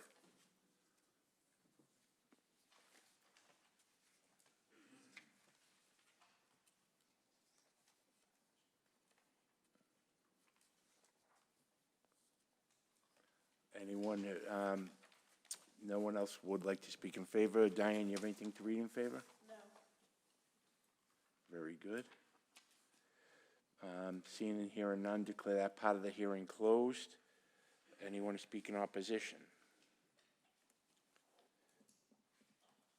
No one to speak in opposition. Diane, anything to read in opposition? No. Thank you very much. With no one that wants to speak in opposition, declare that part of the hearing closed. Michelle, you want to take us through your staff report? Yeah, so again, I'm reading from the staff report dated December 11, 2024. The only real comment I had was that the amendment establishes the definition. The definition I did not repeat in the paper. It's in the paper itself. There's no proposal, as I said, to establish a separate use category, use regs. Without the regs, the business would continue to be classified as retail services. I don't think it's appropriate to have a definition in the ordinance such as this that suggests there's a separate use category when there aren't regs that go with it. And application and exemptions are the same as previously, effective date, same, I won't repeat that. And the recommendation is for disapproval of the proposed amendment as submitted. And with that disapproval, there are other ways to get at achieving the same thing through hours of operation or what you were reading there. Did I understand that correctly? Well, you can go through hours of operation to regulate car wash hours. And we wouldn't need a definition to do that? No, but Okay. also the paper that you just considered would also regulate car washes, because that category by definition includes car washes. Okay. So regardless of whether the council decides to go forward with a special permit requirement or not, there still now will be regs on the books for car washes in these other motor vehicle type uses. Categories, Yes, there'll be parking, there'll be dimensional, and there will be use regulations. So for example, they will not be allowed in neighborhood business. So, you know, even if it's not by special permit, it wouldn't be allowed. Okay. in certain districts, so, I don't think there's any need for this paper. Okay, what do we got? Stephanie Stone, wait, is that Council Linehan? No?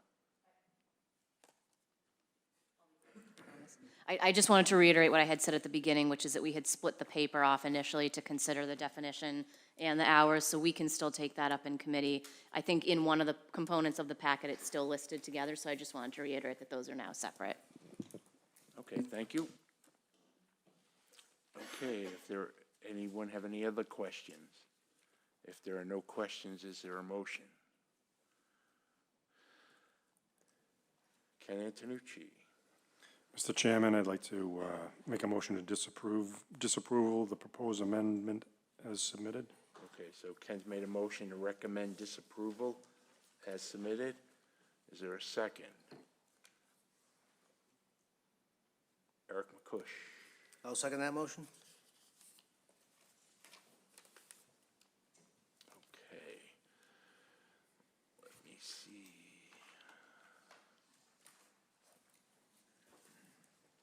Okay, go ahead, Michelle. Ken Antonucci? Yes. Diane Chuha? Yes. Tawadej Gebrselassie? Yes. Patrick Hayes? Yes.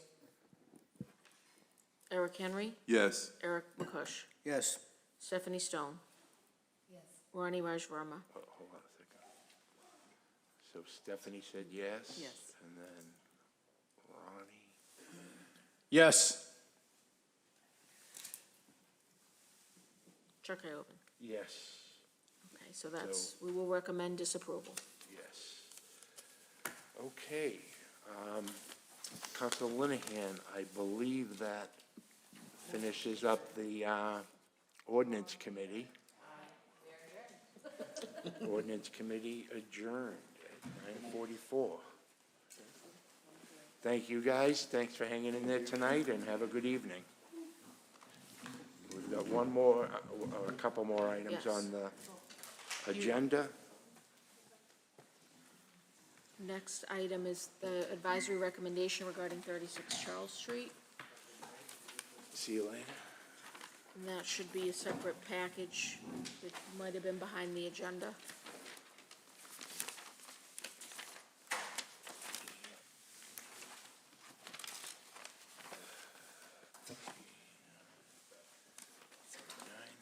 Everybody has that? You have to read anything first? No, I will quickly go through it. Okay. When people are ready. 36 Charles Street, so this is a petition that was filed to amend the special permit in case 233-23. That's a special permit that was granted by the city council for a marijuana establishment, for specifically a marijuana retailer at 36 Charles Street. So the petition to amend was filed. They will be going for a public hearing to the city council for the special permit. You can make an advisory recommendation to the city council per ordinance on this. So let me just grab the folder.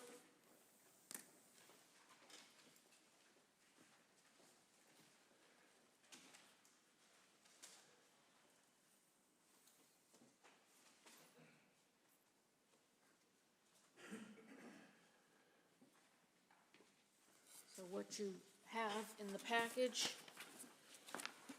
is a copy of the recommendation, the planning recommendation, which we'll get to. You also have a copy of the appeal form that was filed. You have a copy of the special permit granted in 233-23, that special city council decision. You also have a copy of the original decision, which was 202-22. 233-22 extended that special permit because it was going to expire. You have a copy of the proposed revised plans, and you have a copy of the approved floor plan that was approved with the original special permit, and then again with the permit that extended that permit in 233-23. So specifically, I've given you just some procedural history. I'm reading from the planning report and recommendation dated December 11th, 2024. So the proposal was first approved by the city's Cannabis Licensing Enforcement Commission to proceed to the zoning process. On March 9th, 2022, this board made an advisory recommendation to the council that the petition be denied. The board also recommended conditions to any special permit that might be granted. On April 26, 2022, the city council granted a special permit to allow use of the property for marijuana retailers, subject to 20 conditions. That's the case that I referenced, 202-22. On August 9th, 2022, the city and petitioner executed a community host agreement. Petitioner requested a 9-month extension of the expiration date of that special permit. On April 12th, 2023, this board made an advisory recommendation to the council that the request for extension be granted for 12 months, subject to 20 conditions, the same 20 conditions with a couple updates. On June 6, 2023, the council granted a 12-month extension of the special permit, subject to the 20 conditions. Again, you have a copy of that case, 233-23. On May 8th, 2024, the city issued a building permit for the approved project. At this point, I do just want to note that the special permits that were granted were subject to the condition that all development shall be as per plans. However, petitioner began to build out the property using a floor plan layout that expanded and differed from the approved plan. Thus, the petitioner has filed to amend the special permit and specifically to request approval of the revised floor plan. Petitioner applied for a license from the State Cannabis Control Commission. After the state issues a license, the local commission can issue its local license. This is the same petitioner as the previous special permit petitions, so same petitioner, same business. Petition seeks to amend the permit specifically, as I said, to revise the approved floor plan, to increase the size of the premises by approximately 1,627 square feet on the first floor. The first part of that is expanding into the 2393 square foot area, the eastern portion of the building. The second part is eliminating approximately 766 square feet area previously approved in the northwestern corner of the building. I've given you here a breakdown of the layout of the approved project and the revised proposal. Again, all areas are located on the first floor of the building. You can see previously the vault, office, security room, etc., were in a certain location, 766 total square feet. That section is no longer part of the premises. Vacant space of 2393 is now going to be the location of the vault, 5 offices, an IT room, and common areas. And then the retail space, which was approved at 1794 to include retail space, I think an entrance and security. I think it was only the retail with the entrance. Now it's going to be the retail, security, and entrance. The retail space itself is now slightly smaller, 1676. But overall, you know, the total is in the same area, same range, I should say. So one of the conditions of the special permit specifically stated, you know, the square footage of the first floor can be used for retail, for delivery, for trash, etc. So that condition also needs amendment. I've given you a list here of the plans and information submitted. And again, you have a copy of the floor plan that was approved and the floor plan that's now presented. Also, I want to note, you have a copy of an email that I received from petitioner's attorney, who is also here tonight, I believe, still, yes, Rob DeMarco. He understands he's not making a presentation, but he said he would attend in case there were any specific questions. I do have this email. I had asked him several questions about the petition. My questions, and this is an email dated December 10th, 2024, my questions were, why were the floor plans changed? How was this done prior to receiving approval? His response was this was an error by the contractor. When the decision was made to increase the size of the vault for efficiency, the plan was done and submitted. The error occurred when the plan was not pointed out and work commenced after submission without hearing back. This was completely inadvertent. I also asked, why is the size of the vault increased from 42 square feet to 1,013 square feet? And was this 240% increase required by the state, and if so, why? His response was the business plan and comments from the state commission was that the vault was too small. After the last few years, it has been realized that having space for the measurements and quality check to occur inside the vault versus carrying product outside the vault is a better practice. So the vault was increased to meet this business practice. My third question was, how many employees will occupy each of the proposed 5 offices? His response was the staffing plan has not changed from the original plan. The company plans for 40 total employees. Staffing needs will be increased based on the schedule and anticipated customer traffic. We do not expect to have more than 1 employee per office at a time. And then my final question was the location of the additional 7 parking spaces required for the expanded premises, because the additional square footage will require additional parking.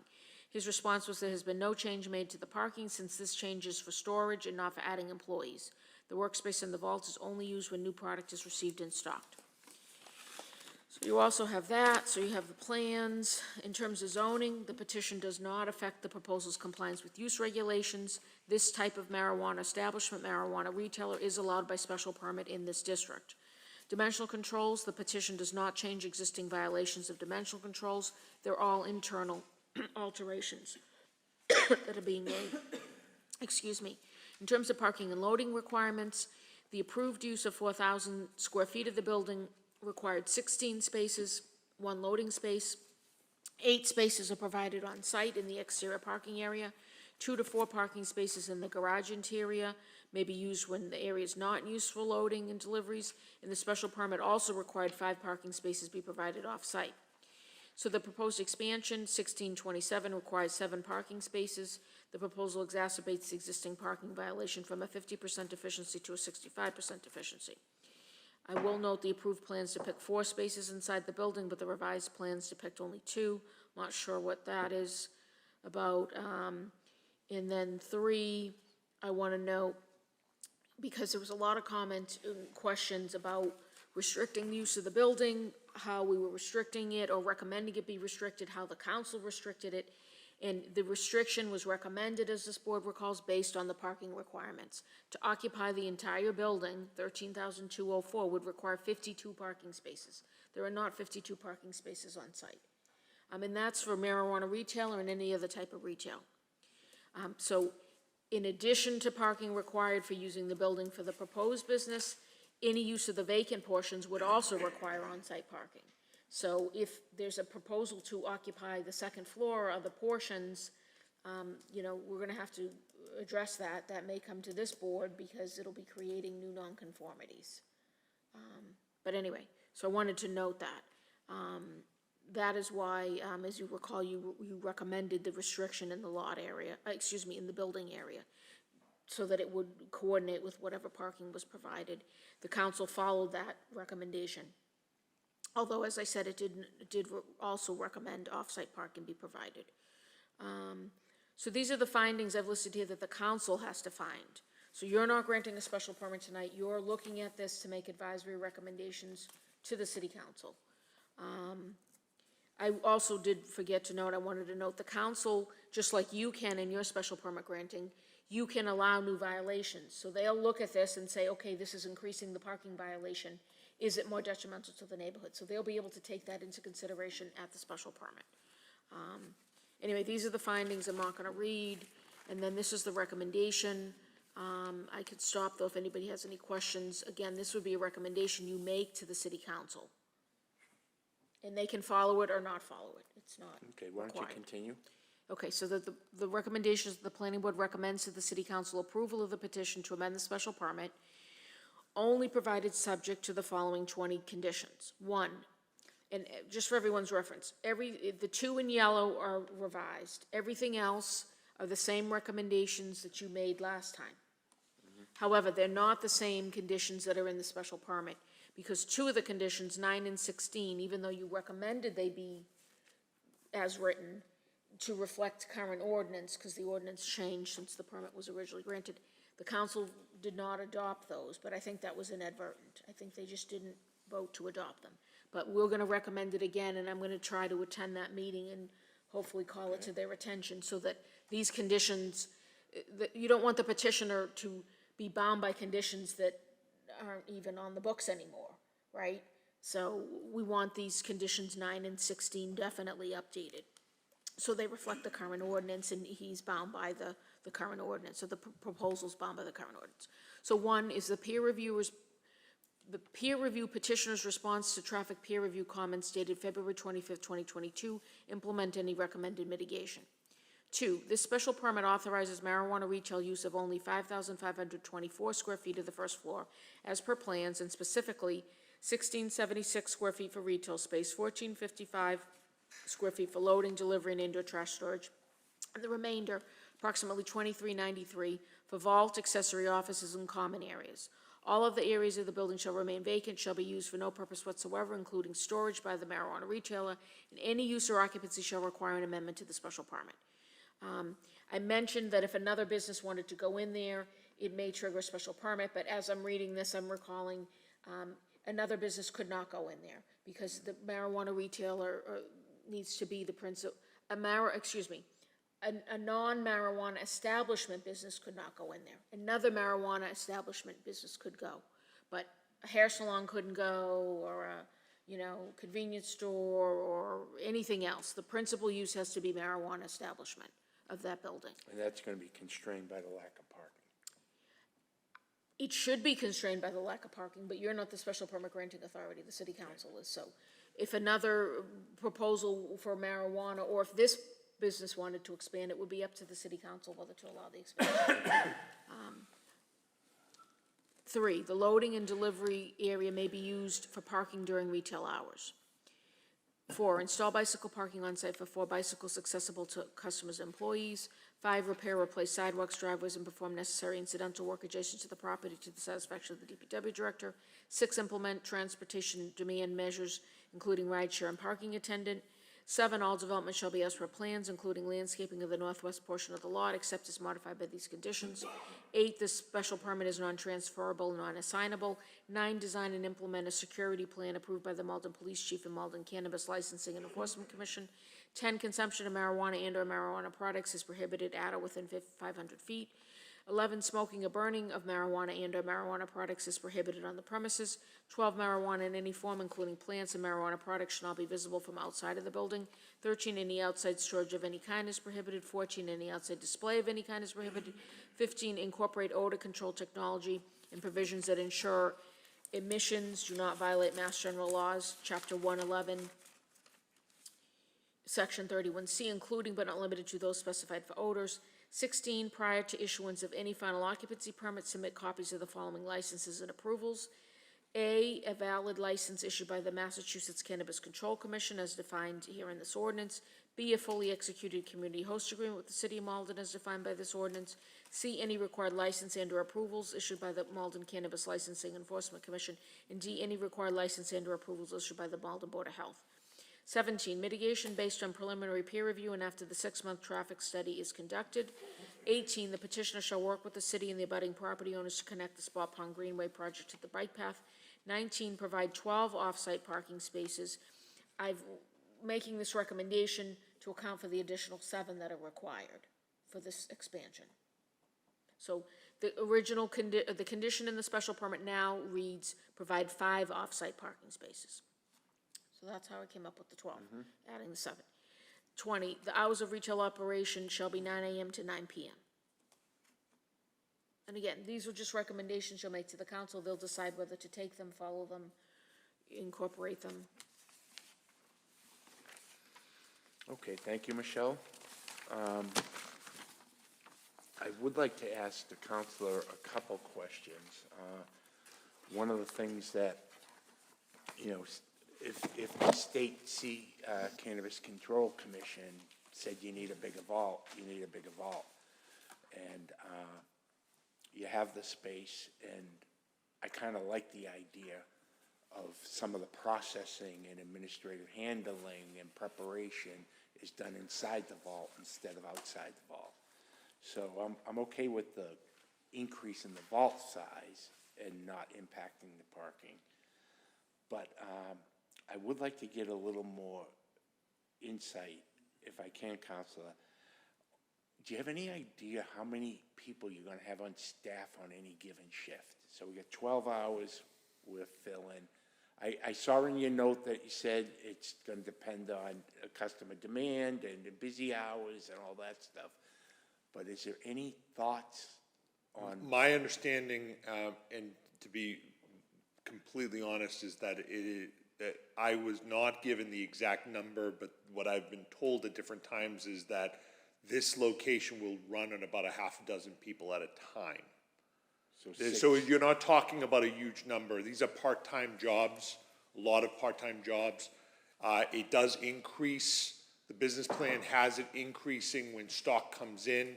security checks, Bring people trash. in and- yep. Those are the times when things get a little hectic and there'll be more people on location.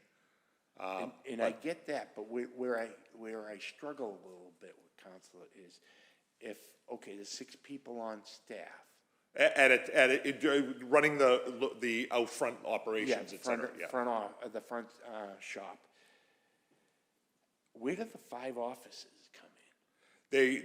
They set up, and this was a surprise to me, I'm gonna be completely honest, when they were value engineering and they sat down to do the work, they set up one in order to be security for monies, to count monies. They had another one they set up to do the bookkeeping. So they set out their different uses. So they're not gonna be full on a regular basis at all.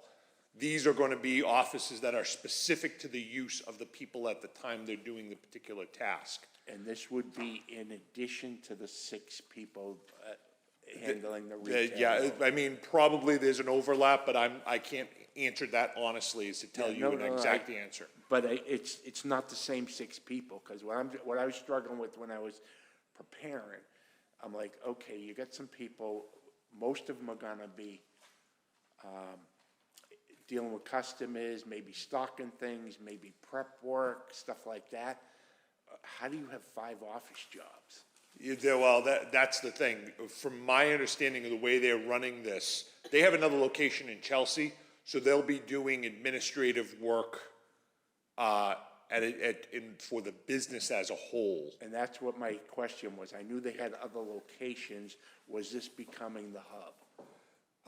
That I don't think has been determined yet as to whether this was the hub, but they said we have this space when they move things around, and the value engineering slipped through the cracks. So what they did was they did a plan, and I had to apologize profusely because I had no idea when they submitted this plan, they didn't call out that it was a revision so that it triggered a review. Yeah. So, I stand here kind of caught off guard by what happened at the time. So the vault was definitely based upon wanting to have higher security, and based upon the structure of the building. So as the building, where they were able to set these walls, because the walls are highly technical themselves. They're gonna have vibration sensors, et cetera. So somebody trying to tunnel into the wall or into the vault would set off all kinds of alarms. So that's why the walls were set up where they were. And it gave them space inside to do the product measurements, the product testing, et cetera, et cetera. As far as the offices go, when I asked that question, my client informed me that they had offices set up because they did not want to be counting, cash, et cetera, out at front. They wanted to have a locked location. They wanted to have the administrative ordering in another office. So these are not going to be full-time locations. These are going to be, we sit down to do a task, the files, et cetera, are kept there, the testing results are kept there, the monies are kept there. So that's why they separated it out as tasks-oriented.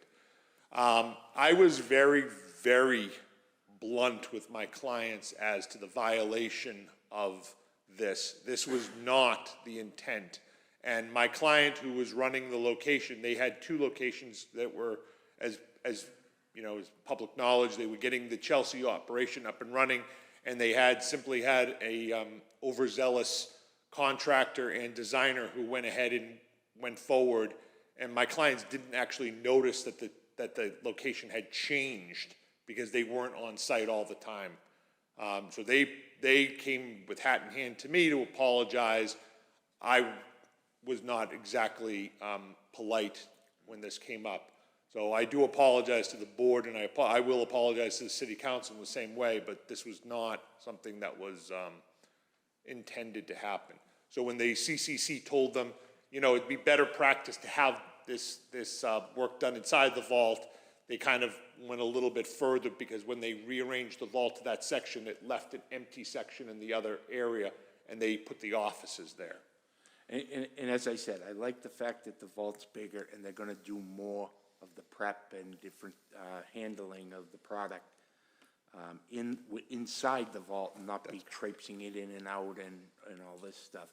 But the one concern I do have is seeing off-site parking spaces jump from 5 to 12, with the potential for this to become a hub for the organization, I think we have to make the recommendation of the city council, whether they follow it or not, that with that potential, I think the jump into the 12.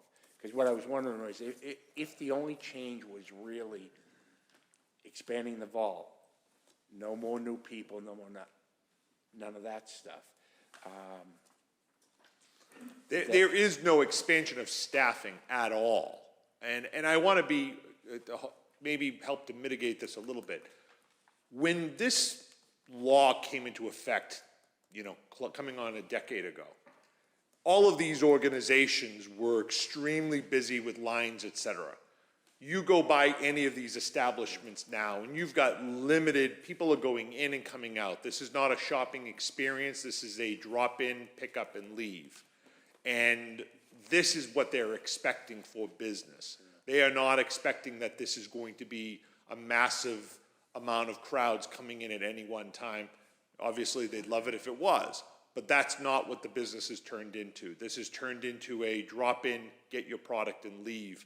And it has been, in our experience, and looking at both their location that they've opened as well as other locations of other competing businesses in the area, this has not been a traffic-intensive business in any way, shape, or form. So I would expect that when we do the review after the months, based upon you're going to find that the traffic counts are much, much lower than what was expected in terms of at any one time people in the location.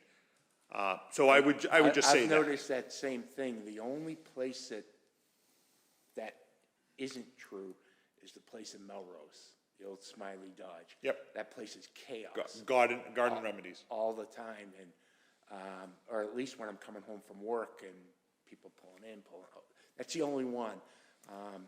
Eastern Cannabis over by Cappy's, 2 or 3 cars is the most I've ever seen there. And a few of the other, Mountain. not Smoky Misty Mountain. Misty Mountain. They haven't had, I have not seen a lot of chaos there. So we'll see what happens. But okay, that's all I had. Did anyone else have anything for the counselor while he's up? No, okay, thank you, Counselor. Thank you very much, Mr. Chair. Thank you, Board.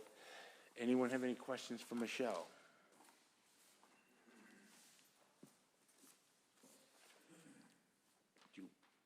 Okay.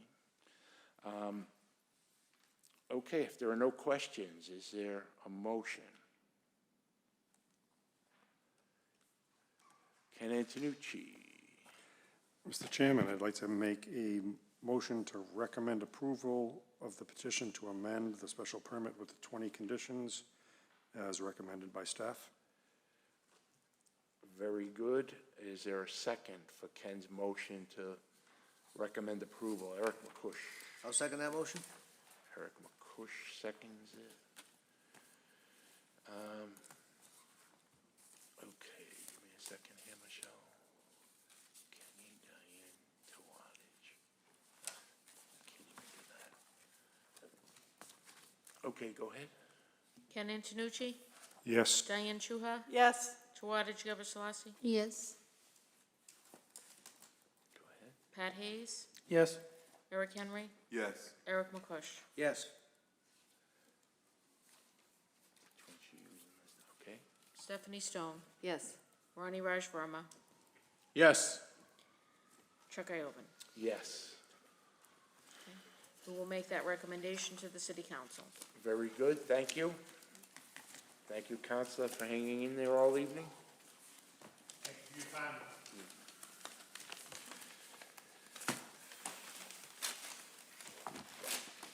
So wait a second, what did that end? That ended at 10:12.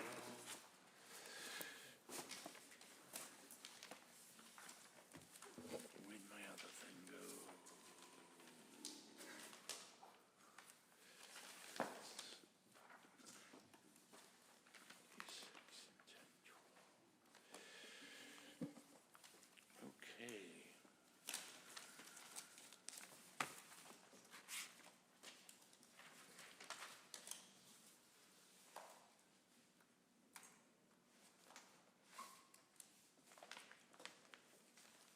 Okay, Michelle. So, next item is update on community preservation. Ronnie? Have we officially anointed you? Not officially, but yeah, my schedule will allow me to take the reins from Eric if the board is behind it, and Very good. I look forward to Mr. carrying Henry. on the torch from Eric. Well, thank you for doing that. I appreciate you stepping up. Absolutely. Eric, would you like to give your last update? Ronnie has agreed to step up. Good stuff. And we'll, I'm sure the public and the CPC will welcome you aboard and thank you for your service. Thank you. And I'd like to thank you, Eric, for your time doing it, because I know you kind of stepped up after we couldn't find anyone when Ken stepped down. So I really appreciate you going the extra mile and doing that for so long and representing the planning board well, and I appreciate that. And Ronnie, some people are born to greatness, others have it thrust upon them. No, absolutely. Good No, luck. Thank you. Now, Look what do forward- we have to do? Somebody should motion to designate Ronnie Rajverma as the planning board representative to the CPC. I make that motion to nominate Ronnie to the CPC. And Ken Antonucci seconds it as the Thank you. previous CPC designee. Gentlemen, thank you all for your services. No. We're just designating him, and then we'll notify the city clerk. It's not a confirmation required. It's your choice who you designate, but you should vote on that motion. All those in favor say aye. Aye. Opposed? Motion carries. We are just kidding. Congratulations and good luck. Yeah, thank you, thank you. Oh, Thank yeah. you, Eric. Thank you, Ronnie. Okay, next Thank you again. Next item, master plan activities. There's an update that you received, written update dated December 4th, 2024, from Aaron Thompson of the Office of Strategic Planning and Community Development. So there's an update on both the open space plan and the comprehensive plan, which is what the master plan is now being called. So you should take that home, you should read it at your leisure. I want to grab mine before I lose it. I can email it to people too if you lose it. Please do. I'm all set, I got that. I feel like I mixed them all up. Yes. Yeah, it should be right after the agenda, so just a one-page, two-sided. That's terrific, Michelle, thank you. Next item is open space and oh, that's part of the same update? Two updates in the same paper.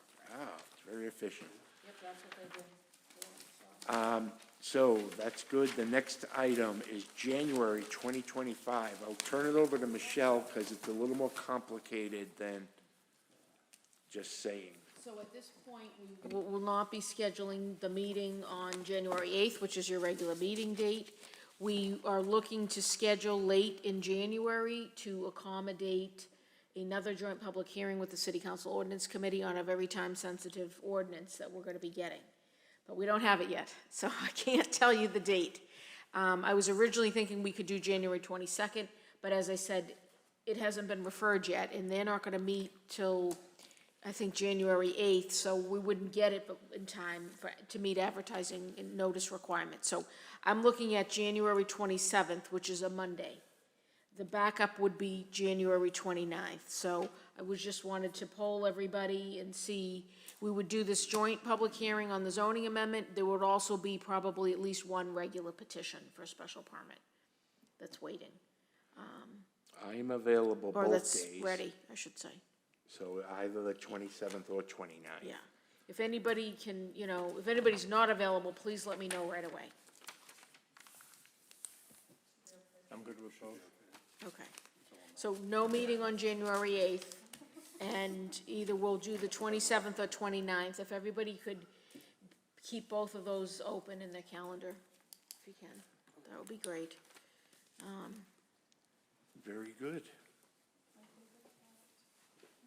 Okay, if there's nothing else, is there a motion to adjourn? I'll make the motion. Diane Chuha, motion, second. Second. We'll give it to Tawadage. Thank you.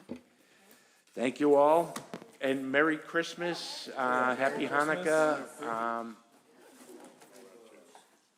We're already past Diwali and Oh, yeah. when's Kwanzaa? I don't know when Kwanzaa is. Does Festivus have an actual date? Is it the 23rd? Looking forward to it.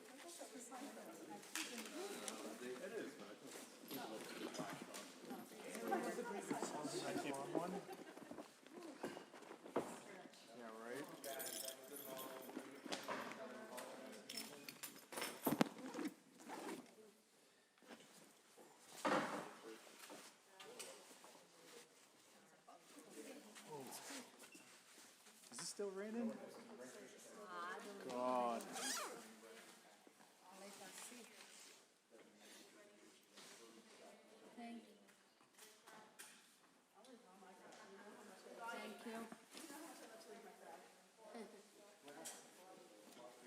Looking forward to the next phase here. Yes. Thank you, Dad. Is it still raining?